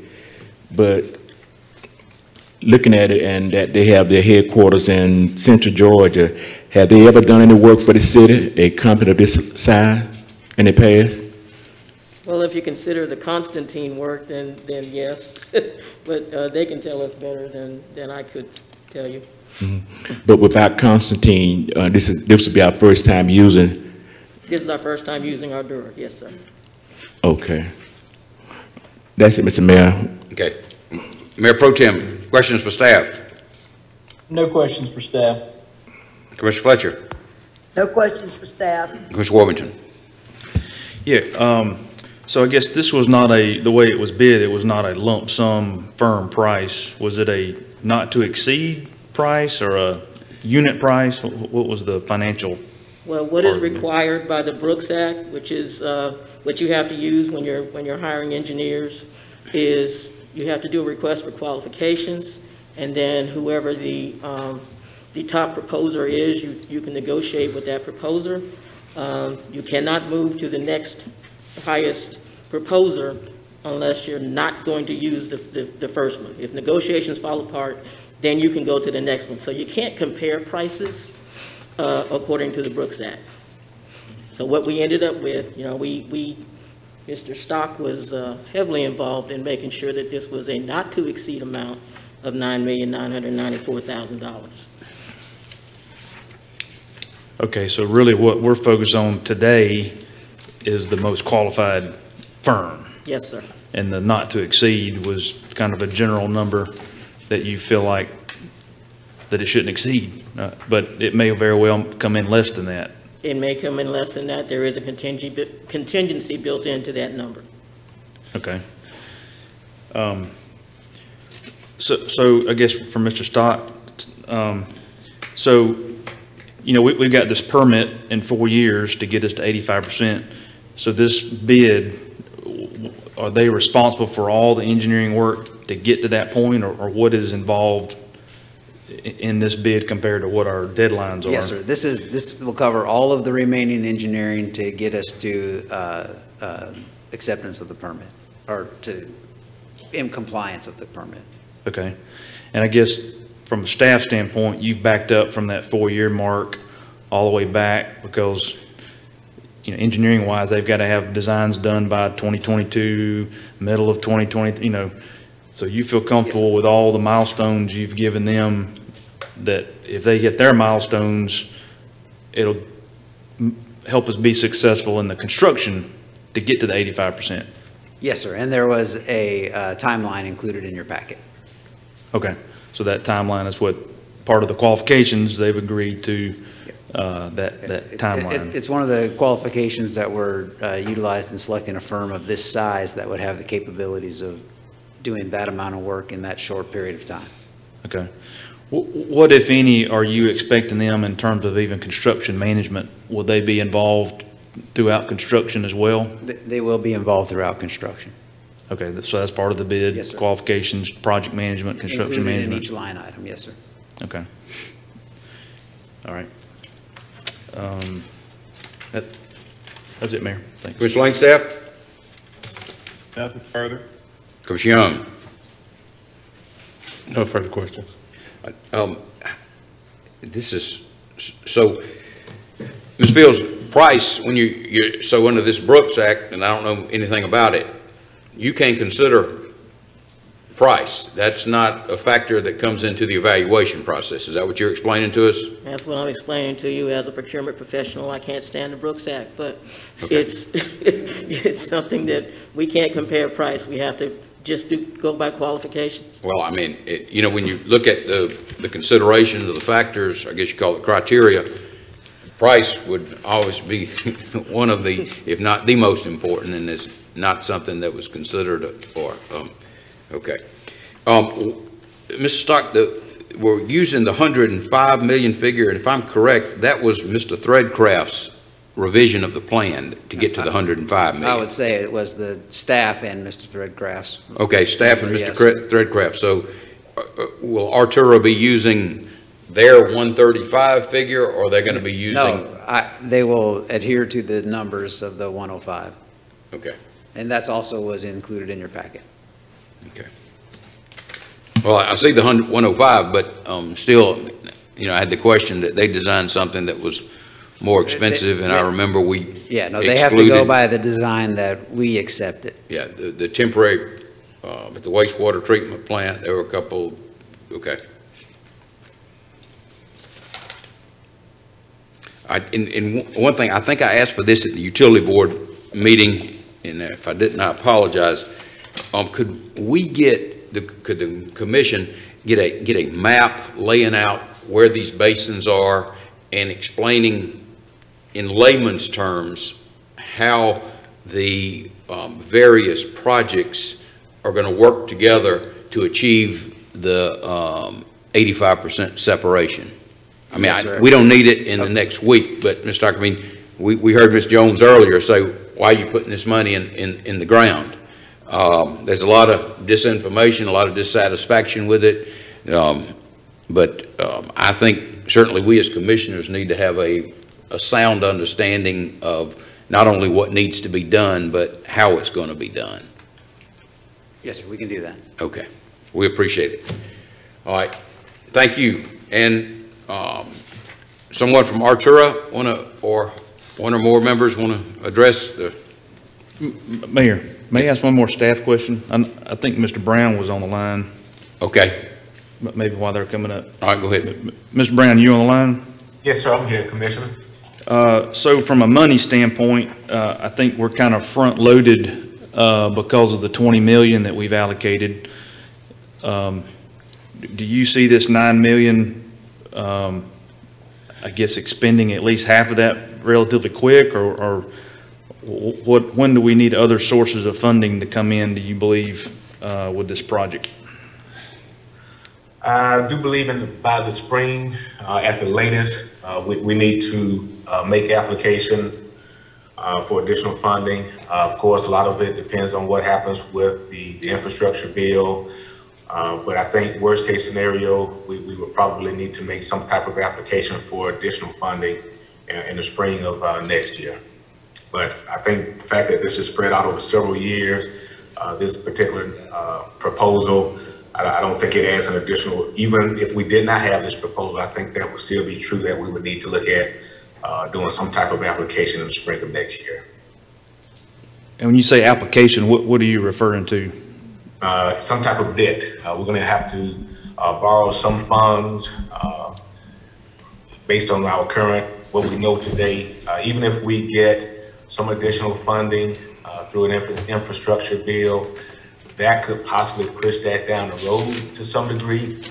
But I think unless there's a huge number, like $60 or $70 million that lands in our lap, we're going to still have to borrow some funds. But as we know it today, the numbers that we know, that's going to have to happen in the spring of next year. But again, that could possibly be pushed down the road some if we get some funding from the state that we're going to be applying for by the end of this month.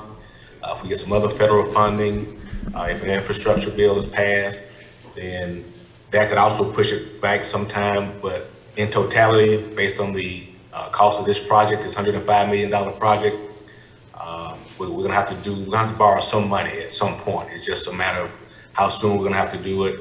I think we can borrow up to $25 million a year through GFA, which is, this project would certainly qualify for that. That has the most attractive interest rates. And so I think our first shot would be probably trying to borrow about $25 million would be my suggestion. But again, how soon we have to do that would sort of depend on some of these other things that we're trying to pursue. But if none of those efforts are successful, then we would certainly need to do this in the spring of next year. Okay, thank you very much. I know on a project of this size, we have to keep the cash flow in mind. We can't get our commitments beyond our funding capability. So you said exactly what I was looking for. So I appreciate that. Well, yes, sir. Commissioner, I think, and Mr. Carter, I mean, we need to be reminded that our application to the state would cover most of the engineering, which is, I think we have 15 million, the 4 from the state, 10, and then we have some SPLOST money. So that would be construction dollars, but that would put us, and one thing, there's just so many kind of balls up in the air at this time about what the available funding is. But I mean, before we take the hard decision, but as Mr. Brown said, unfortunately, we're going to have to incur some bonded indebtedness, almost certainly, even with the assistance we're getting from the federal and state governments. But Mr. Carter, do you want to say something? Yes, sir. This particular item we've got on the table right now is one of the things we're applying for that grant for. So if that pans out, this will be funded through that source. However, as Mr. Brown indicated, unless there is a large sum that's dropped on us, we're going to have to go into debt on this at some point. And what he's talking about in the springtime is if none of those things pan out, we are able to fund it to about that point so that we can continue moving forward. So it just depends on how things turn out. I know we got a lot of things in the air that might happen, but I can't. This is a real problem that we got to address. We can't do it on what might happen. We got to actually have the funds in hand so that we can move forward. Thank you, Mr. Carter. Right. So I think at one point you have to plan worst case scenario and say if nothing else comes through, at what point do we got to go borrow money? That's the spring. And then if other things happen, then that pushes it off. But what we can't do is get into the spring and say the project's on hold until we get funding, and we're pushing the banks, we're pushing whatever funding mechanism, hurry, but I'm not insinuating y'all would do that, but that's just why we always got to keep talking about 6 months out, 3 months out. Where's the other funding coming from? We're constantly looking at that. Yep. Well, I mean, I think what if any funds are available through the Infrastructure Act is going to influence how much we're going to have to raise from this next SPLOST referendum. I'm afraid it's going to be a large portion of our SPLOST revenue is going to have to be allocated to this project. Yes. And this about the bonded indebtedness is going to have an impact on rates, and just the amount of that impact is something that's going to be contingent on what funding is available. But with that, representatives, y'all want to come down? Thank you. If you'd identify yourself, we'd appreciate it. I am Joey Cruz. I'm with the Dura Group. I'm the Southeast Water Practice Director. And with me also is the rest of our team. I've got Butch Gallup Associates, Haley McAfee, she's with Dewberry Associates. And then I've got A.B. Lawson, he's with CSI. Everyone you see here today worked on the 2019 master plan study that was developed that's creating this work. So nothing's changed, the team's the same. I'll answer your question about the transition from Constantine to Dura. Constantine, same team, same folks. We just were lucky and got acquired about a year ago through the Dura Group. The Dura Group had a footprint that did not include water and wastewater services and stormwater services in the Southeast. They had a group in Tampa, but nothing in Georgia, nothing in Alabama. And so we fit into that slot very well. Nothing has changed. We just went from having 75 people to now we're about 750 people. So we've got tons and tons of resources to help support this project. But we've done multiple jobs this size. We've done wastewater treatment expansions. We've done pump station evaluations. We've done pump station rehab. We've done stormwater rehab. We're very, very experienced in doing this type work. Back in 2018, Constantine came in, worked with the contractor that was doing the West Interceptor work, and we were design engineer on that. So that's our involvement that we've had with the city so far. Your name again, sir? Joey Cruz. Okay, Joey. Yeah, it's C-R-E-W-S. Okay, thank you, Mr. Cruz. Questions, Mr. Cruz? Commissioner Howard? No question for Mr. Cruz, but you did elaborate that that you consolidate with Constantine, right? Correct. Okay. I was with Constantine. You was with Constantine? Yes. Yes. Okay. And a project of this size that, so they will be involved with it, right? And it is a minority contractor, right, Constantine? No. Constantine is now under Adura. Adura, right. Okay. And the question I asked earlier is that this money that we are going to utilize and all that, that will your team do some local with minority? You want to address that, Butch? I'll let Butch address that. Hi, Butch Gallup, Mr. Mayor and Council. What we have and what we will design is that we're going to follow your procurement process. And what we're going to do is to make sure that we have workshops that will entertain local and minority participation throughout the Albany area. So there's no question, we've already hit the ground running, trying to find those contractors.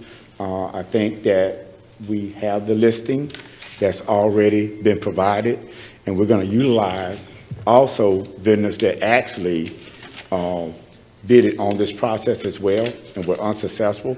We're going to reach back out to those as well, because we do understand that there were some minority firms and local vendors. And so we're going to make sure that we utilize all of our expertise in Albany, Georgia. So we're going to make sure that we put a footprint there with local participation and minority. Okay, Mr. Butch, you did say that you all was rated as #1, and you did say that some of these that was like number 2, 3, and 4 that you will reach out to. Absolutely. I think the next one I was looking on page 69, you'll probably have in your package that Adura scored 93.66 and Threadcraft scored 88.93. So will your office, will your firm, like I said, reach out and do some work with the next firm was the highest bidder? Yes, so sir. that would be. We're gonna reach back out because we actually understand that that firm has local ties and has an office here. So we want to utilize everything that's here that we possibly can to work on this project. We understand the magnitude of this project and the resources that are here, and so we want to make sure that these tax dollars actually stay in the Albany area. Okay. As much as we can, we want to make sure of that. So we're going to do different workshops at different particular times and segments of construction to make sure that we utilize the local participation and minority participation here in the Albany area. Okay. And a project this size, Mr. Butch and Mr. Crew, would y'all have a local office here, or would y'all just come out of the Warner Robinson area? No, we're going to establish. We're going to establish our office here. Okay. I hate to ask you, but you know, I'm being like Brian Gummer, one of the tough questions. Looking at from this book and what the city has proposed, Mr. Mayor, they did a good presentation in this book, and I was in one of y'all cities this weekend in Ocala, Florida, to a funeral. But I see that you say that you're going to educate elected officials, and of course, this has been a uproar in the community that when we are going to get this American Rescue funds to do it. But if you're going to have an office here, we as elected officials, I'm not going to say that a lot of our constituents don't trust us, but I think that we need to have a series of meetings to educate the public about what we are doing with this infrastructure on the ground, because there's a lot of mistrust from the community with our elected officials that when we get these contracts, we certainly need to enhance and engage in the community. And Mr. Butch, you said it so elegant that you know the demographic of this city, and you know what this commissioners would certainly like to be inclusive with minorities. And as my colleague, Ms. Fletcher said, women's also make a minority too, so we certainly want to enhance and engage you all for doing this project. And we know we got a deadline of 2025, so if you can, as you educate us, we need to educate this community also about the infrastructure underground. Okay. One of the things that we plan on doing is that we want to come back to you quarterly and let you know exactly what we're doing with the project. And that will come when we do this quarter. We're going to talk to the commission itself. But we're going to also have forums within the community that we will educate the community on the things in the process of the construction aspect of this. Because a lot of things are going to occur here. You know, we're going to have tree removal. We're going to have things that are going to disrupt the day-to-day lives of this community. So these are the things that we want to make sure that we educate the public in, so they understand exactly what we're doing. We want them to understand where their taxpayer dollars are going and why we're doing it. So this is one of the reasons that we're going to have the forums in the community. But we will come back to this commission on a quarterly basis and let you know exactly what we're doing and how we're doing it. And we're going to work very close with Bruce and staff to make sure that these things are in place so you understand step by step what we're doing and how we're doing it. Okay. And let me ask you another question, Mr. Butch. You've been in the city a couple of years with Constantine, and from an outsider, looking at our infrastructure as from an outsider, would you say that we sort of need an overhaul, or have you seen another city with bad infrastructure like in Albany? Well, what I want to do is I'm actually not an engineer, so I want to pass that on to Joey, and he can answer that for you. I think, you know, we're seeing this across the U.S. infrastructure rebuild. I wouldn't say that Albany's in worse shape, but you've got some of the older areas that are here that we don't see in some of these other cities. So It's working, but it's not working like it should be. You've had flooding issues. You know, you're unique because you got the combined sewers. So that's what makes this project really different from some of the other municipalities we see around the area. Okay. That's it, Mr. Mayor. Mayor Pro Tem. Yes, sir. So y'all, just want to confirm, y'all are comfortable with the timeline and the deadlines that we're working with? Yes, sir. We've negotiated with staff. We feel like the time frame we've got in there, if we can get this contract awarded, we can get on it and get it done in the time we've got scheduled. Okay, thank you. That's all. Commissioner Fletcher? No, just thank you, and everything sounds good. Thank you, sir. Commissioner Warburton? Yep, Mr. Cruz. So in general, and I know this may be a fluid number, but I mean, how many staff do you expect to be like full-time on this project? Full-time on this project, I think we've got allocated at least 10 to 12. So kind of throughout the course, I mean, of course I know it may ramp up. It ramps up and ramps down during the design phase.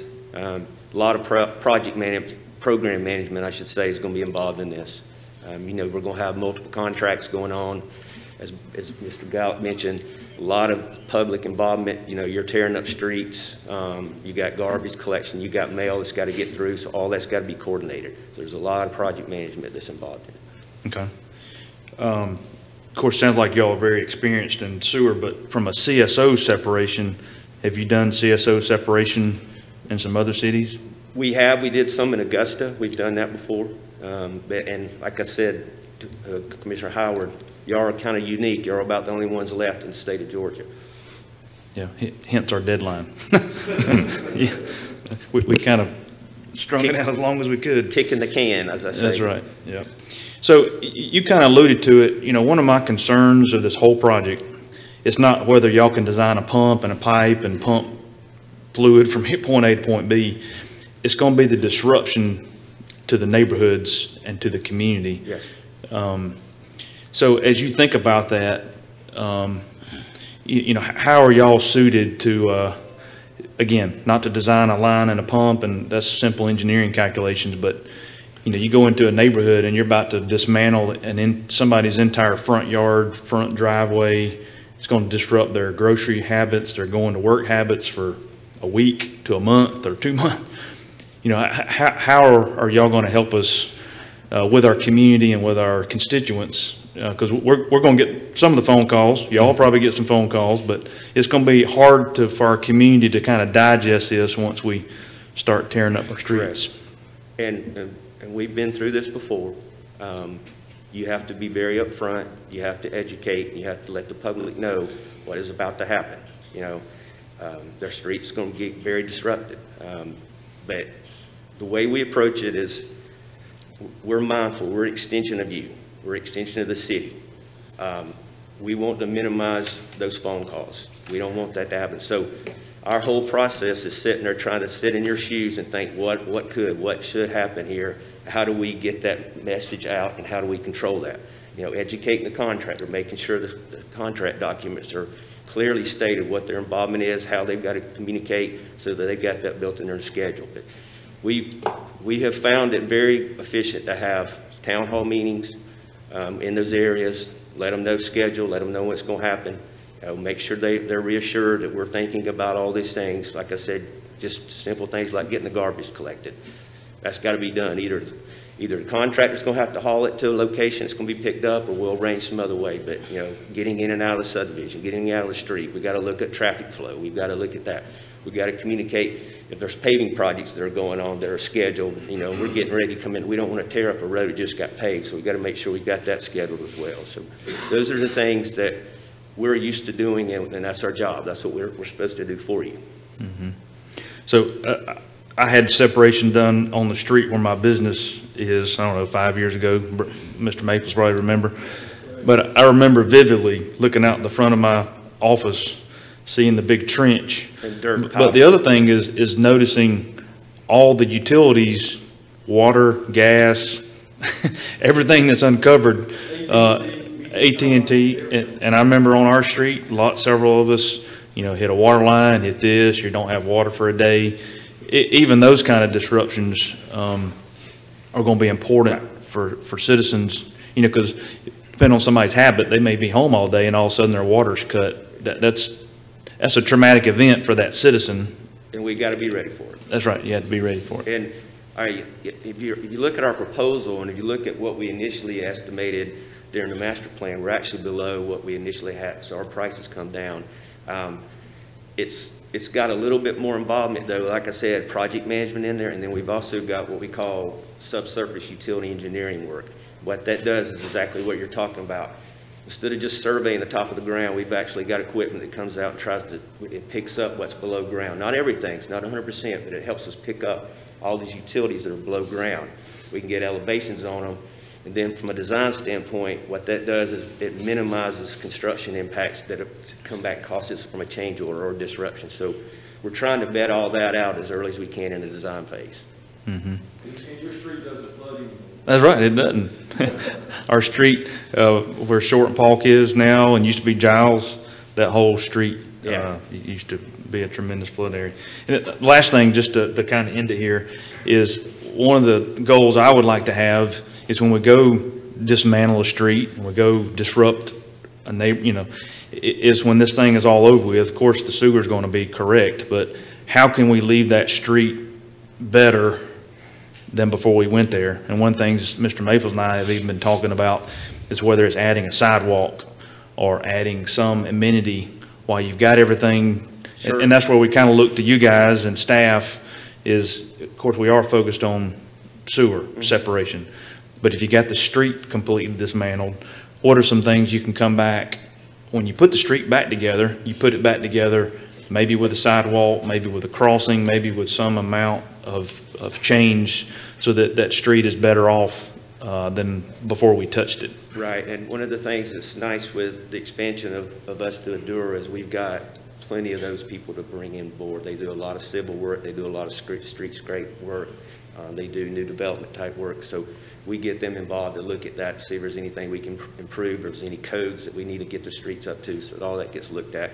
And then obviously we'll have to embed that into the contract, maybe as an additive, so that we don't, we got to watch the budget, but at least it's there, and if it looks like the numbers are coming in, then we can negotiate, maybe do some of that work. Yep. That would be the plan. Mm-hmm. Okay. Thank you. That's it, Mayor. Commissioner Langstaff? Nothing further. Commissioner Young? Oh, yes, sir. Thank you all for appearing before us. And I just have a comment other than, you know, kind of asking questions.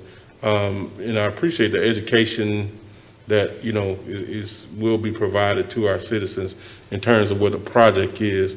But let me say this, I don't think anybody misunderstands what the sewer project is about or the importance of the sewer project.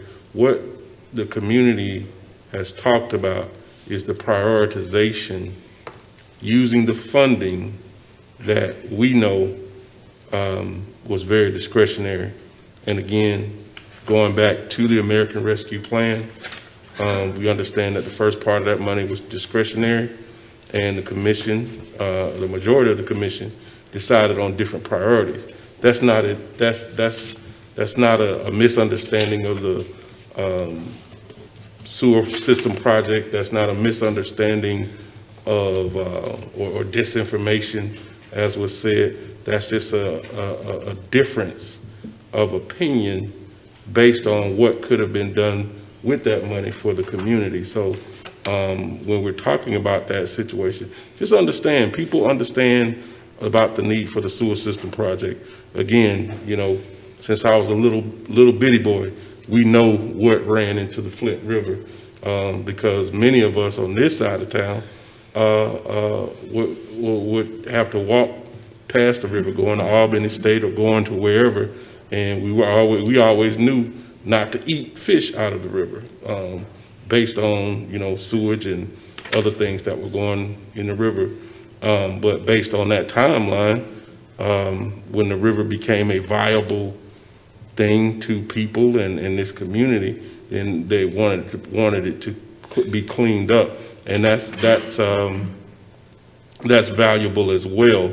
But and everybody's very you know, cognizant of the fact that our streets flood, have flooded for years. But we also know that we have major problems with poverty, we have major problems with crime, blight, and we do have community needs. That's the understanding when we're having this discussion, when people like Ms. Jones, Marion Jones comes up here and talk about wanting to take some of that money and put it into small businesses, put it into the community. That's what they're talking about. They're not saying, oh, people don't understand the CSO project. People don't understand what we're facing. We've understood that for many years now. And as was said, that's why we're under the gun. But we also know there's other ways to skin a cat. But we've chosen this way, and that's what we'll have to deal with in terms of pushback from the public. But thank you all. Glad to see you again, Mr. Butch, and we hope we can get this done and look forward to a great outcome. Thank you. That's it, Mr. Mayor. Other ways to skin a cat is one way is increasing rates, and we're going to hear from the customers when that happens, and it is going to happen. One thing I've got a lot of issues here. The report that Constantine did, it was real convoluted. It was, I thought, poorly presented. I did not understand. I got a college education. I didn't understand, what are you trying to do here? What's being accomplished? And what we have to do is obviously get from problem to solution. That's what your firm is going to design for us, and hopefully the contractors are going to help us get there. But we need to understand, and that gets back to simple, the maps. Show me where these basins are, how this is going to work together, and how we're going to accomplish this 85% separation. Yes. This is the magnitude of this payment is $10 million is a lot of money. But there again, talking with Mr. Stock, I think 10% of the project, is that about what you'd expect in the profession for a project like this, Mr. Cruz? It's, like I mentioned earlier, 10% is what you would normally see maybe from a design standpoint.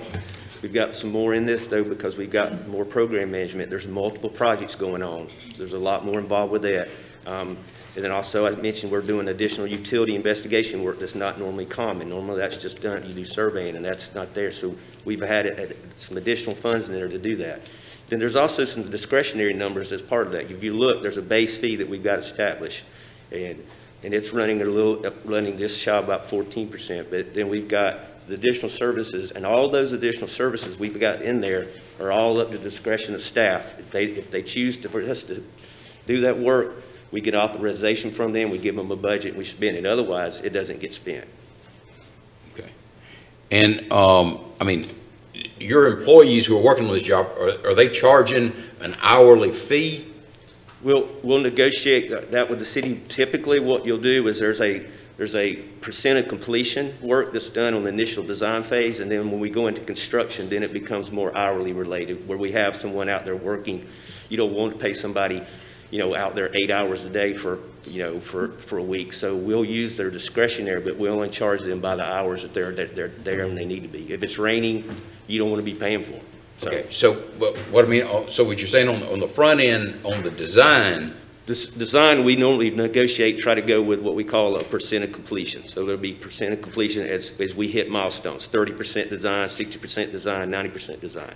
Okay, but that is based on a flat fee. That's based on a flat fee that we've estimated the amount of hours and staff that we're going to have to do that. So, it's up to us to kind of decide if we've got the hours in there to cover that work. Okay, so if you work less hours, that's to your benefit. If you work more hours, that's to our benefit. That's correct. And that's what this not to exceed. That's correct. Okay. All right. Thank you, Mr. Cruz. Mr. Mayor. Yes, sir. Can I ask Bruce a question? Yes, sir. Bruce, good morning. Good morning. From reading this and from going through the presentation, when it say submit to the Albany project manager, and that would be you, right? At this point, yes, sir. What was that? Yes, sir. That is me. Let me ask another follow-up question.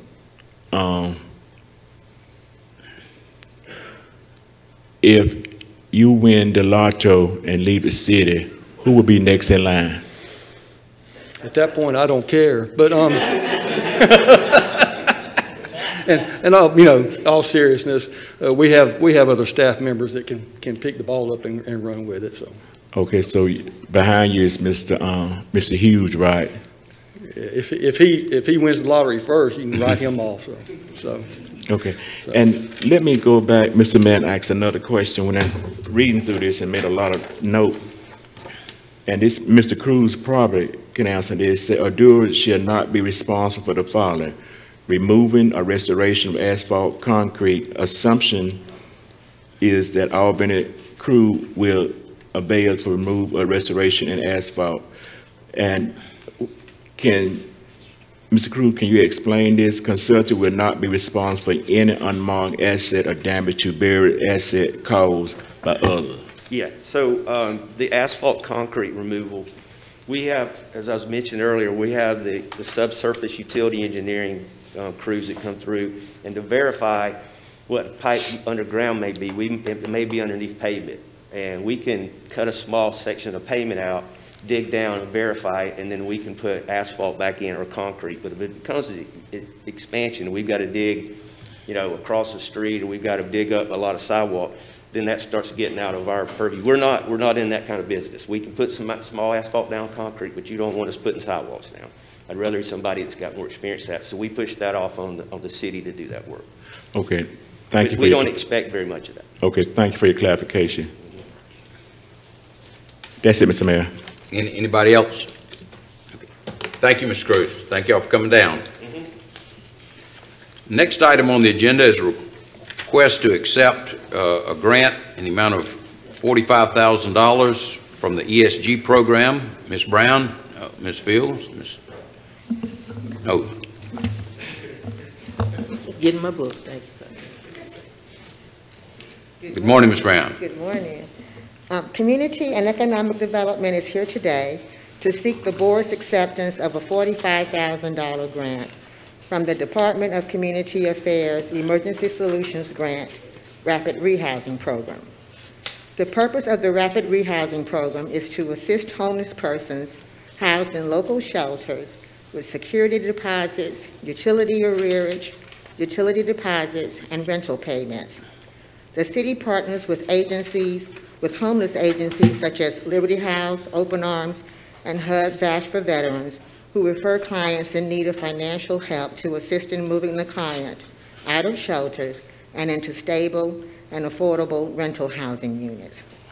This grant will have a $45,000 match from the Community Development Block Grant Program, making it a $90,000 program. This agenda will be placed on the October 26th regular meeting agenda for decision, and staff recommends acceptance of the Emergency Solutions Grant. Thank you, Ms. Brown. Any questions? Questions, Mr. Howard? No question. Mayor Pro Tem? No questions. Mr. Fletcher? No questions. Mr. Wilmington? Yeah, Ms. Brown, is this a regular kind of grant they offer, or we've received it before? Yeah, we apply for this grant every year, and every year we've been successful in being awarded. Okay, and it's always at the same level, the 45? This is one of the higher levels, 45,000. It's been as low as 30,000 in the past. Okay, all right, that's it. Thank you. Mr. Langstaff? No question. Commissioner Young? No question. Thank you, Ms. Brown.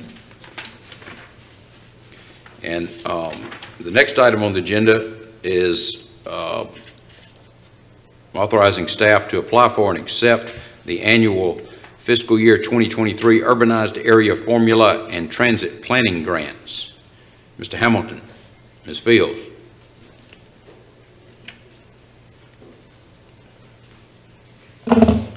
Good morning.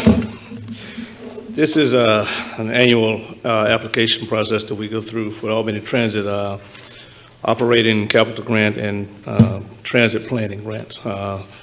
This year, the 5307 will be an amount of, for the federal grant will be $3,239,000 with a state match of $204,332 and a local match of $1,801,775,000. The 5303 transit planning grant will be for federal amount $67,695, state match of $8,461, and a local match of $8,461. Ms. Fields, you have anything to add? Ms. Howard? No question, Chairman, as of now. Mayor Pro Tem? No questions. Commissioner Fletcher? No questions. Commissioner Warburton? No questions. Commissioner Langstaff? No question. Commissioner Young? No questions. Mr. Hamilton, I did see that these funds are for shelters and benches available, and I think we've talked about before about plans to increase the number of shelters, benches we have at bus stops. And yes, sir. When and if you get a chance, if you could give us an idea where you propose, how many additional shelters will be constructed with these funds, and then where they would be located. I'd appreciate that. Yes, sir. Will do. Okay. Thank you, Mr. Hamilton. Thank you, Ms. Fields. Mr. Wright signed up to speak on this item.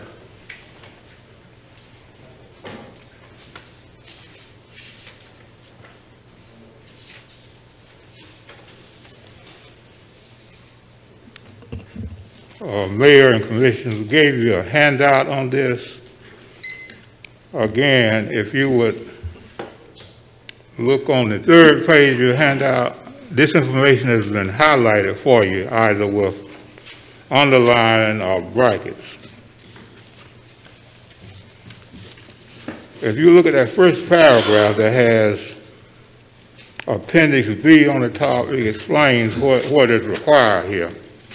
These things are not done, but the key to understanding what we were trying to tell you earlier, the 1964 Civil Rights Act covers all federal funds, and it's replicated and it is reinforced. The reason to do it is sociologists tell us that it usually takes about 8 or 10 instances or occurrences for a person to go from being an anomaly to business as usual. In other words, it becomes a habit to understand that certain things are required.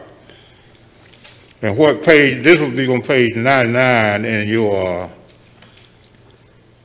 packet.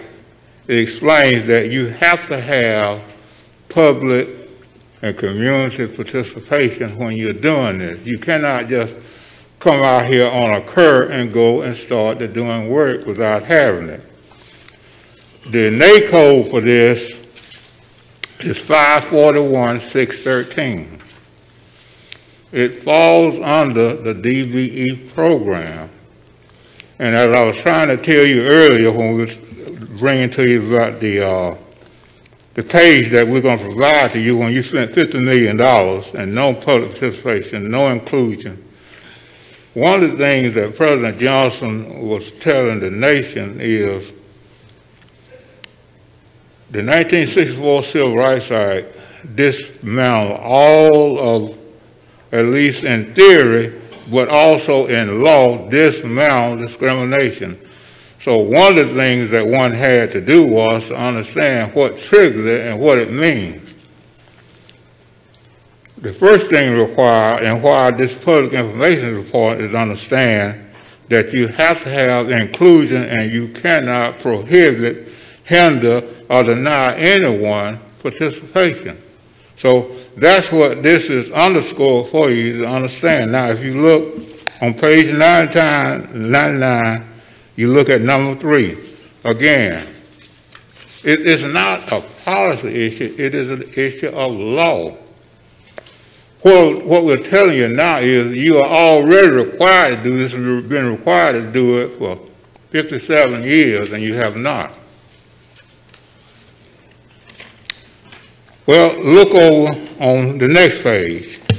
Again, this information is underscored or highlighted for you.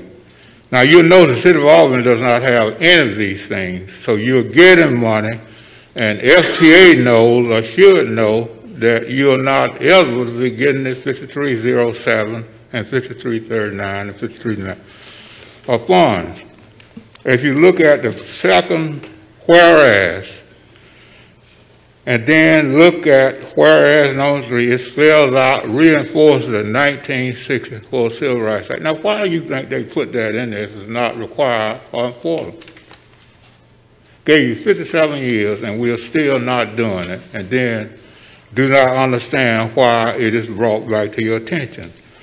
Well, look at the next whereas. Again, we've underscored the information for you to see that discrimination is prohibited, and the only way you can overcome that is you have to put in place the appropriate mechanism, which we do not have. Well, look at the 4th whereas. It requires us to have a minority business enterprise program and a disadvantaged business enterprise program. This is what I was trying to tell you earlier when you kept interrupting me and saying, wait, all that nonsense. It is required. 30 seconds, Mr. Wright. See, the mere fact that there are no minority of black businesses in the first instance is because of discrimination. What it means is there are barriers to entry, and the 1964 Civil Rights Act requires that you have to have affirmative action. How can you overcome something if you're not putting things in place to cure what the ills are? The law requires, this is not something Williams is asking you to do, this is what the law requires. Thank you, Mr. Wright. See if there are any questions, Mayor. Yes, sir. Thank you. Any questions, Commissioner Howard? I have no question, Mr. Wright, but thanks again for the data. Mayor Pro Tem. No questions. Commissioner Fletcher. Nothing further. Commissioner Warmington. No questions. Commissioner Langstaff. No questions. Commissioner Young. As it relates to this grant, Mr. Wright, you mentioned that, several areas where we're not meeting the mark. Is that going to set us up for a problem with this particular project? Well, it throws in jeopardy everything. The reason is we have to understand that when we check, the United States Department of Transportation was subdivided back in 1967, where they created the FTA, the FAA, and FHA. The thing that they did not do, and what the Biden-Harris administration is trying to do now, is they did not put in place due process of law. What I'm saying is, Commissioner Young and the Mayor and other commissioners, is they were understaffed then, and they are more understaffed now. So the only way they know is like a check and balance system that someone calls and bring to their attention. DOT only has 70,000 employees, and most of those are concentrated in their 5 metropolises in the United States. So that's where those 70,000 people are. The Fifth Amendment requires that there has to be life, liberty, and property for all Americans, not just Anglo-Saxon. And what this was supposed to do was to correct that. And you'll notice that President Biden and Vice President Harris, they had to go back and hire 90,000 new people to try to make up for the void that the previous administration had messed up. So that's why they put this in there, to let us know that if you do not have it, it might be a good idea to start, just like you're trying to catch up with that CSO project. See, when somebody brings to their attention, then you're in a mess and you're saying, well, we didn't know. Well, that's why they put it in there 4 or 5 times to let you know that if somebody call us or show us that you do not have this, you do not have that, you're going to be in trouble. So that is the answer to your question. That's why we bring it to you all of the time.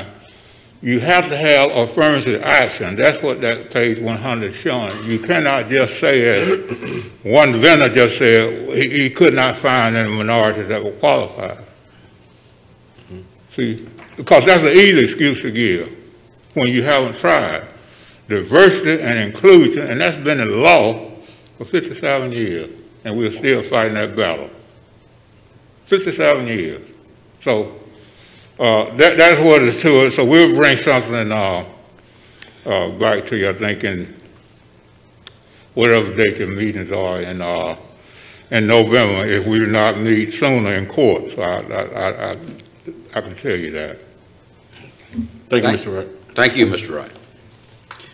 Next item is a request to allocate funds to upgrade a railroad crossing at Clarke Avenue at a cost of $97,179. Yes, sir. Good morning again. Good morning, Mr. Maples. Just to give you a little history, T-Splosh passed, we had X number of crossings that were allocated for upgrading. And when we say upgrade, it was to go in and put either concrete panels or rubber panels in to make the ride smoother at the crossings. We finished most of them with Georgia and Florida early on. Then we had moved to Norfolk Southern. Norfolk Southern participated in several at Westtown Road, and then the last one they did was at Gordon Avenue, which was a major project. And I think we've gotten a lot of positive comments back about the Gordon crossing being much smoother. So we had identified and talked to Norfolk Southern about some other of their crossings on their spur line that goes out to what was called the old Railroad Industrial Park. They came back and said that they could not get they probably would not be able to get their chain gang, which is their leveling crew and their ballast crew and everything, back to Georgia in any significant period of time. So we had not gotten any complaints about those crossings per se that we know of. So we transitioned over. We got calls complaining about the Clarke Avenue crossing.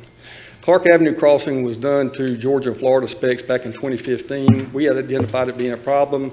They requested that they go in there and do it as a typical asphalt railroad repair. It has deteriorated since 2015. We went back and asked them if they would be interested in putting rubber panels. They have not typically done rubber panels in Albany or in the South Georgia area.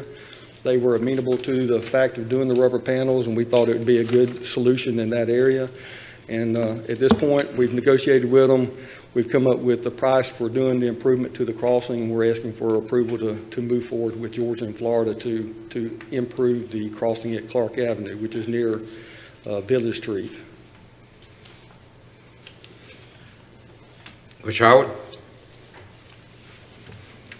Bruce, for my edification, for other commission and those that are maybe looking at the meeting, watching the meeting, can you just, for a brief observation, tell us why we do this and how difficult it is to get the railroad to take care of their property?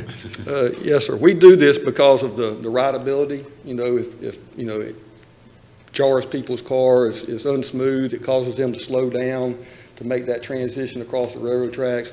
It's more for a rideability standpoint and for a traveling public. But railroads typically, they're governed by the DOT, and they're also governed by the Federal Railroad Administration. They have set criteria that they have to meet.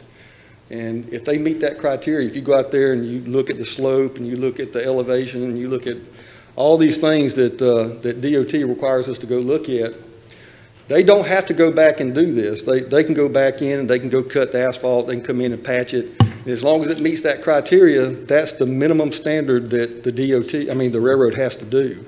And that's the minimum standard that the railroad meets. We've put this money in here because we recognize that there were some problems that minimum standard did not meet the speed, the volume of the traveling public in the city of Albany. And so that's why we put it in the T-Splosh, and that's why we tried, and they're willing to do it. The thing is, if you're paying for it, we have to get them to do the work. We can't do work on railroad right away. So we have to get them to commit to engaging their crews or engaging an outside contractor to work it within their right of way. So they have, Georgia and Florida has worked with us on several of them. They mainly have put concrete panels down over the past 5 or 6 years.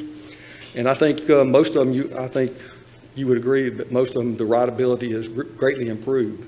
So that's the effort, and that's why we do it.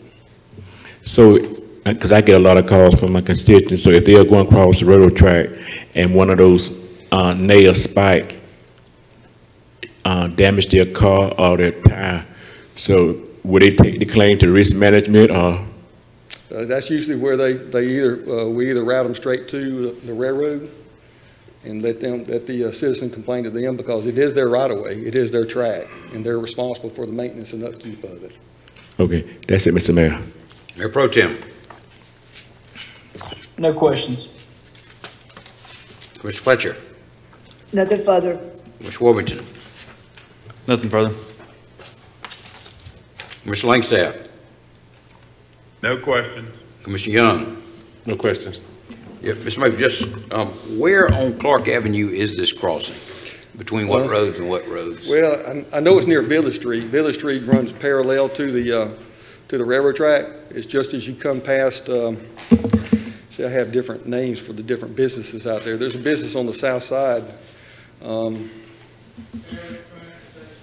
What's that?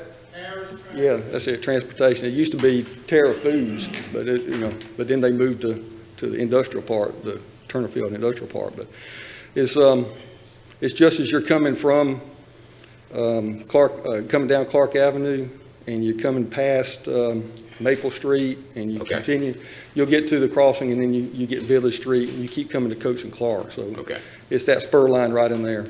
Okay. Thank you, Mr. Michael. Appreciate it. No problem. Thank you. City Manager's update. Mr. Carter.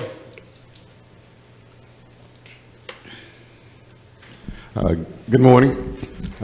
We do have a document that we'll produce later this afternoon, but a couple things I wanted to make the Commission aware of. The shuttered grant opportunity that we applied for, we did receive. I think that amount was like $745,000. Was that right? Correct? $748,316. Okay. So just an update on that. You know, we had requested the application and approval to accept it, so we did get approval for that. And also, I think we got a JAG grant, if that's right. Chief Pursley, is he? I guess he left. Oh, there he is. All right, so just 2 grant opportunities that we applied for and that we did receive. That's it. Thank you, Mr. Carter. Any questions for the City Manager? Mr. Howard? No question to the City Manager. Mayor Pro Tem? No questions. Commissioner Fletcher? No questions. Commissioner Warrington? Yeah, is this the time we can ask questions about our applications, or is that later in the agenda? I guess. Go ahead now. You got that. So in light of the county's move to partner with AT&T, is that going to change our broadband application? Not at all. Because I was just looking at the red circle, and I mean, I guess we're going to bring that circle back to see limits.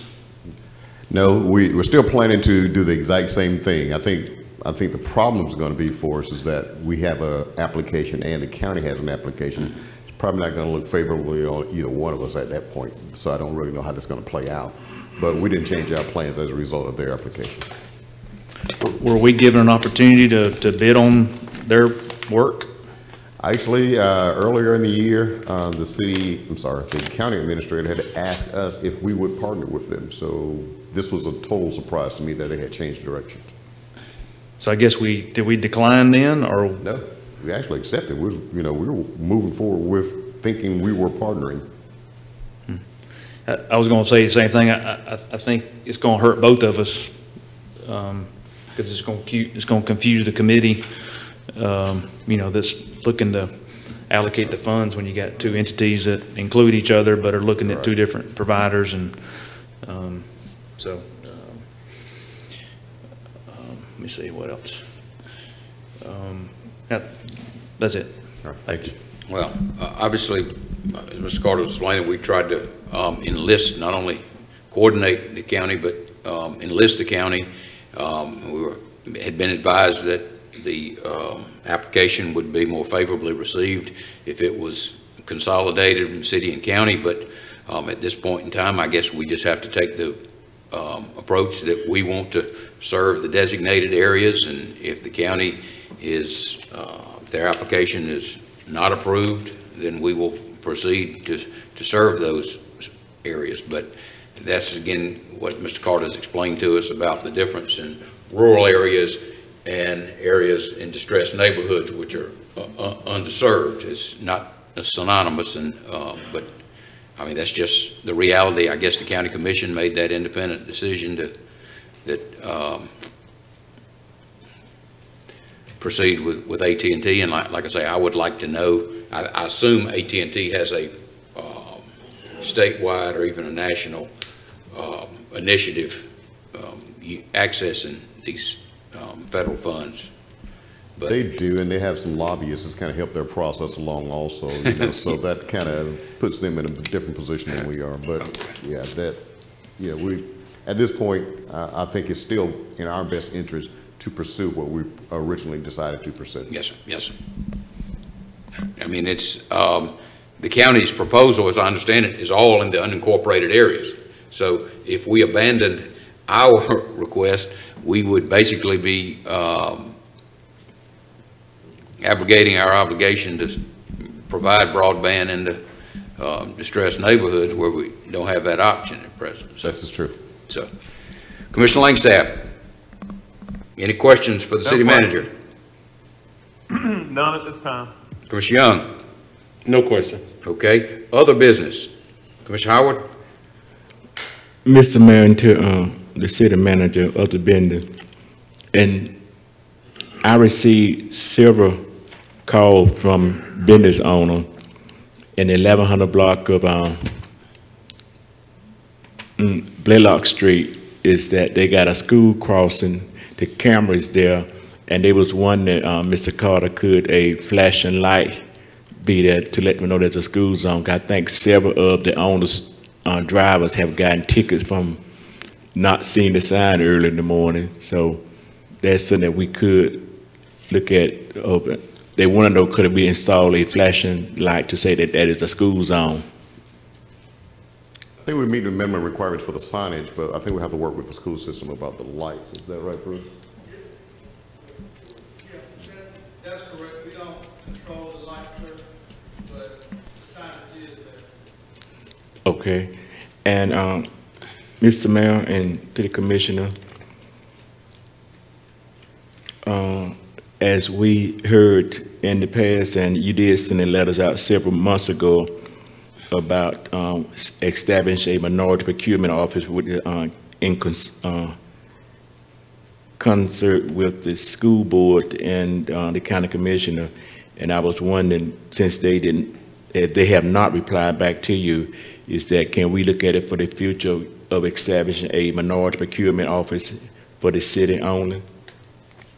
Okay. Put that on the agenda? That's correct. Mr. Carter?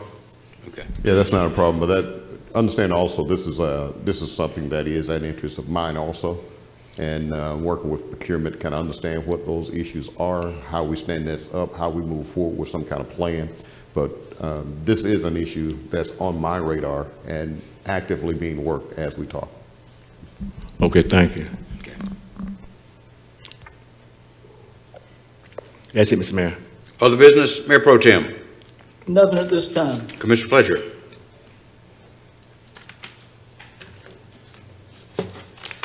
Commissioner Worthington. Nothing. Commissioner Langstaff. Nothing. Commissioner Young. Yes, sir. Regarding the proposed alcohol license on Radium Springs, I think in the last meeting I asked Mr. Norman, I don't know if he's here on the call, for hopefully some information from the business owner as to what his plans are for renovation of that location, or what his, he didn't submit I guess a drawing or anything, so that residents can be more informed about what his intentions are for that location. And I think the board needs to have more information from him in terms of his intentions, because the concern is that we will have another low quality convenience store at that location, which does not, fit or represent the neighborhood well. And I think one of the hamstrings for that location being, I guess, built in a way that's going to be good for that area is that it's in the flood zone. It's right next to the Marine Corps Canal. So as far as I know, and I don't know if this is a question Mr. Forgy can ask, how much renovation he can put into a building, because I know we have, you know, restrictions on, you know, how much they can spend in a flood zone on renovations or even rebuilding. So, you know, I don't know if, like, again, I don't know what his plans are for that location, and I don't know if he knows that that is the situation. Is Mr. Norman here or on the call? He's not. He's not. Okay. Whatever question you have, make sure it gets to him. Yeah. Yeah. Like I said, I wanted to get that information from the owner, because I will be meeting with community leaders this week in that area, and we would like to know what those intentions are. You know, whether or not it's going to be is he intending on bringing a chain gas station? Is he going to have gas at all? Those are some of the questions that need to be answered very quickly, since this will be on the agenda Tuesday. That's it, Mr. Mayor. Mayor, may I ask Mr. Davis something in relation to what Commissioner Young just asked? Okay. So the location he's talking about, Mr. Davis, is for an alcohol transfer of license. What are the things that we require just for a transfer of license? It'd be the same process for someone getting a license, particular location, have, you know, proximity rules. The other rules would still apply, and then whether you know, if y'all want to go back into density or issues or whatever. I thought for transfer of license that it's basically focused on owner versus owner, and whether or not he or she is a convicted felon, you know, all the stipulations of being an owner. Because if you deny the transfer, are you denying the business has to cease operation, or what? Yes, so that would be the effect of it. If the license didn't transfer, they couldn't sell the alcohol. Okay. It's viewed as being a lesser type of challenge, and I've always wondered, it seems like we get a large percentage of transfers. Right. And I've always wondered about what is, you know, kind of what's going on. There's just so many transfers that it would, but I guess not enough to attract our attention, but there just seems to be a lot of transfers going on. You'd wonder why. And I think it goes back to what you said, that the process is sort of portrayed as being more automatic, but I think you can still bring up any of the standard issues that would come up for an initial license. Yes, sir. Yeah, and that's what I was asked. So you've given us a very clear path on a new application, the things to consider, reasons to deny. Are you saying that the same things you provided for a new application apply to the transfer, or is there different criteria in the transfer for us to consider? No, sir, my opinion is that the criteria is the same. Okay. Thank you for asking. Right. That's it, Mayor. Thanks. If I could digress, I should have asked Mr. Carter this question earlier. So $780,000 the city got, was that the shuttered venue?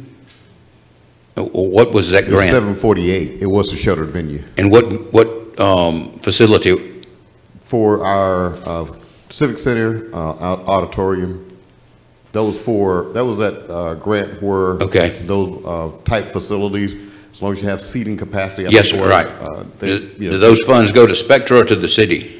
So it goes to the city. We're the recipient of the grant. Okay. But we've obviously continued to pay Spectra under our contract throughout the whole pandemic. Oh, absolutely. Yes. Okay. Yeah. All right. I have two issues. First, I got Mr. Carter's email yesterday explaining, and I appreciate it, the application, but it said there's $2 million for the Ritz Theater, both buildings, and I think we're all aware that there's cultural centers attached to the Ritz Theater, but I think all the votes to date have been just on the Ritz Theater. We'll go back and look at it. I don't.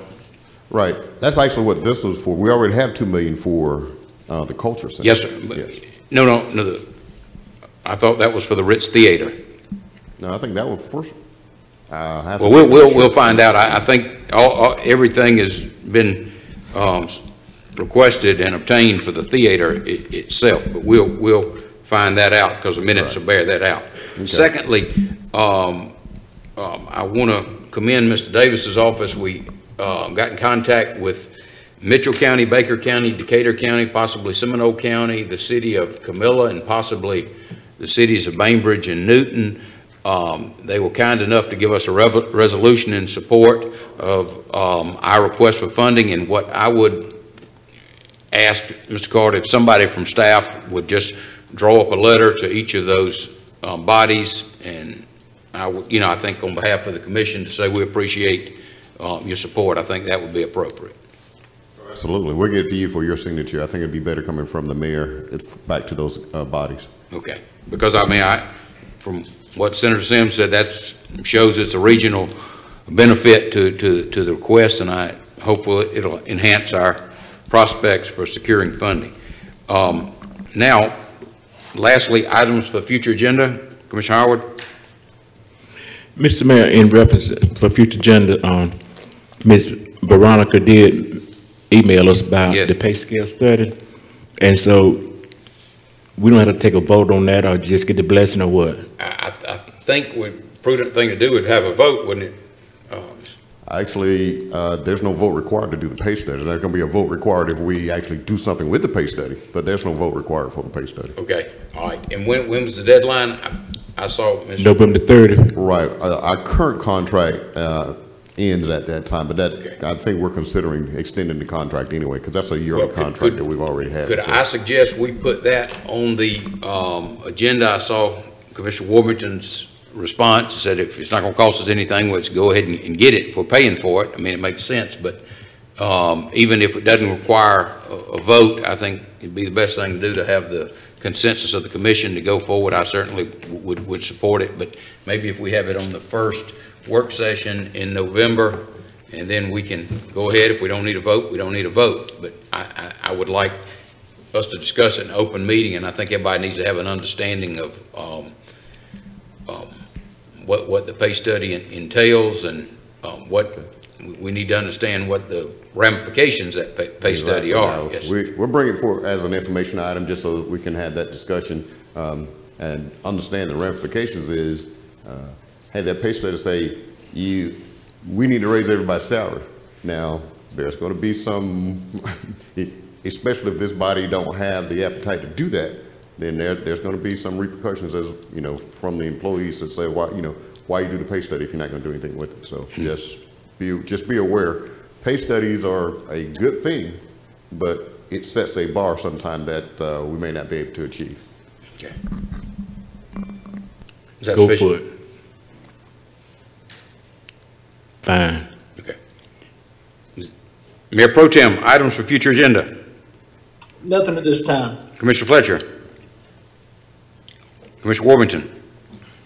Yeah, this could be future agenda or it could be other business, but I wanted to talk about Halloween. I know that's not typically a city business, but I am getting a lot of questions in several neighborhoods. Is the city observing Halloween on Saturday? The city observing, and I guess it's not technically a decision, but I think it would help our community if maybe some statement was made. I know a lot of churches are doing things on Saturday. I know the chief probably is going to be prepared Saturday and Sunday, but as many neighborhoods that we could steer to Saturday was going to be my recommendation. It's a free country. You can trick or treat tonight if you wanted to. You can trick or treat Saturday night or Sunday night, but it might help just from a media outlet standpoint, just to communicate that Saturday would be the preferred day, if at all possible, for this event that's coming. So I don't know how you want to handle that, Mayor. I guess my proposal would be Saturday, is to just to communicate that that's our preference, and that's what we would encourage citizens to do. Okay. I think Commissioner Langstaff said he thought some people are going to go out Sunday anyway because it's Halloween. I think in the years past, I think it's been changed when it's a Sunday night, but I think we ought to hear from the chief and what he recommends. We're getting into, could we just, Ms. Carter, could we just work through this the next couple of days? Right. Yeah. That's what I was going to suggest. Whatever we decide, we got to decide pretty quickly because Yes, sir. I understand that. We need to advertise it whichever way we go. Okay. So I'll reach out to each guy individually. Okay. Let's hear what the chief says. And, Good morning, Mayor, Commissioners. Morning. I didn't know I could determine when Halloween was, but to give you my honest opinion, I think it would be more beneficial if the city was to observe it on Saturday. Reason being, for a couple reasons, you do still have school the following day and businesses. However, whenever people do decide whether Saturday night, Sunday night, we just want people to be safe outside. Things you got to worry about still, you just can't eat from everybody's house. You just can't let your children go and wander around the city, regardless of what night it is, and think that we are going to be responsible for your child. I'm telling every parent, your child does something, we're going to hold you accountable. All right? This is about you know, I don't celebrate it. I don't knock anybody who does. But anytime we get out into the streets of Albany, Georgia, everyone needs to be held accountable by their actions and the actions of others. So if the city chooses to do it on a Saturday, fine. If some people still want to go out on Sunday, fine. Just conduct yourselves in the right manner. That's all I have, sir. Okay. Thank you. Well, I think one thing, if people are going to have their Halloween stuff out and have the lights on Saturday, they let people know they're welcome on Saturday and turn the light off Sunday and bring it all in.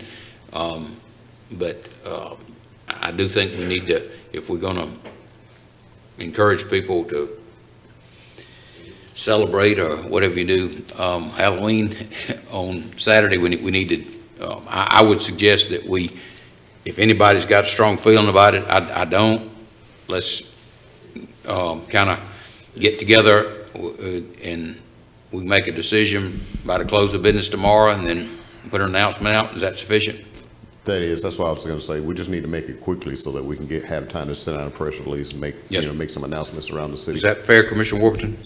Yeah, I would say maybe if everybody agrees, put it in the chief and the city manager's hands, and if y'all can put something out at the end of the day tomorrow based on your, well, let's let everybody give a chance to express their opinion. Give input to them, but ultimately, okay.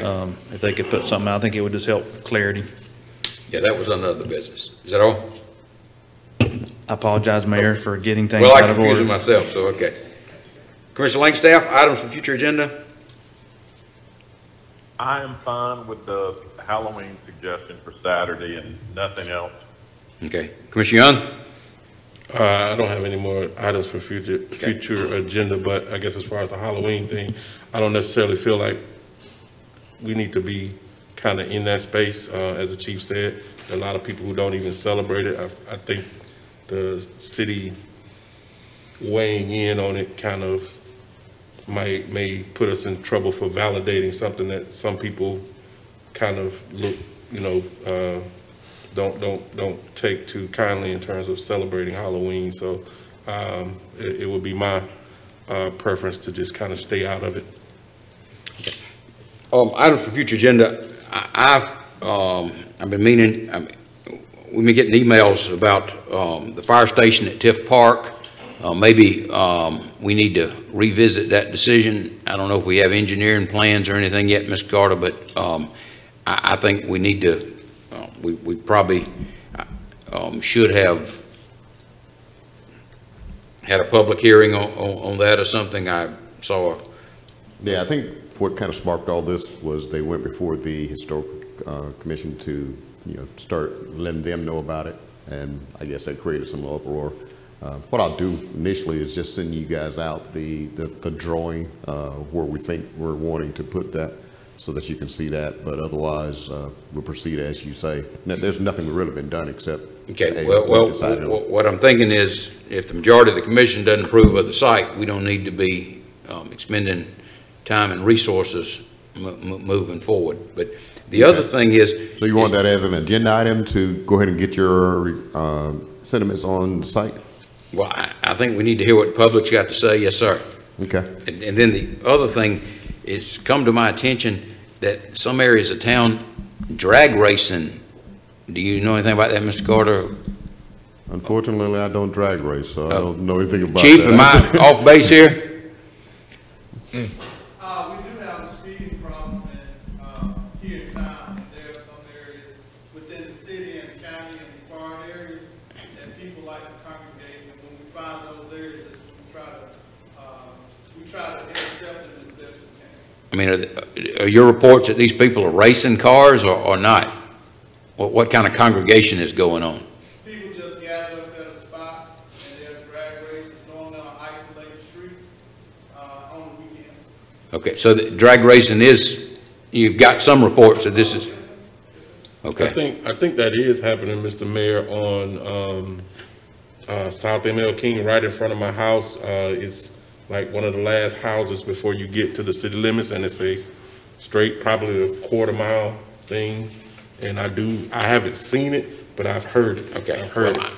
I think, Chief, I know we can't be everywhere, but what's going to happen, I wouldn't be surprised if you had the same group of people in different areas of town, or a lot of, but, somebody's going to get bad hurt, and then it's somehow or another it's going to turn into being the city's fault for, so I think if we could get a report on that and what could be done, I'd appreciate it. Yes, sir. Okay. Well, that concludes the agenda, and with that, we'll be adjourned.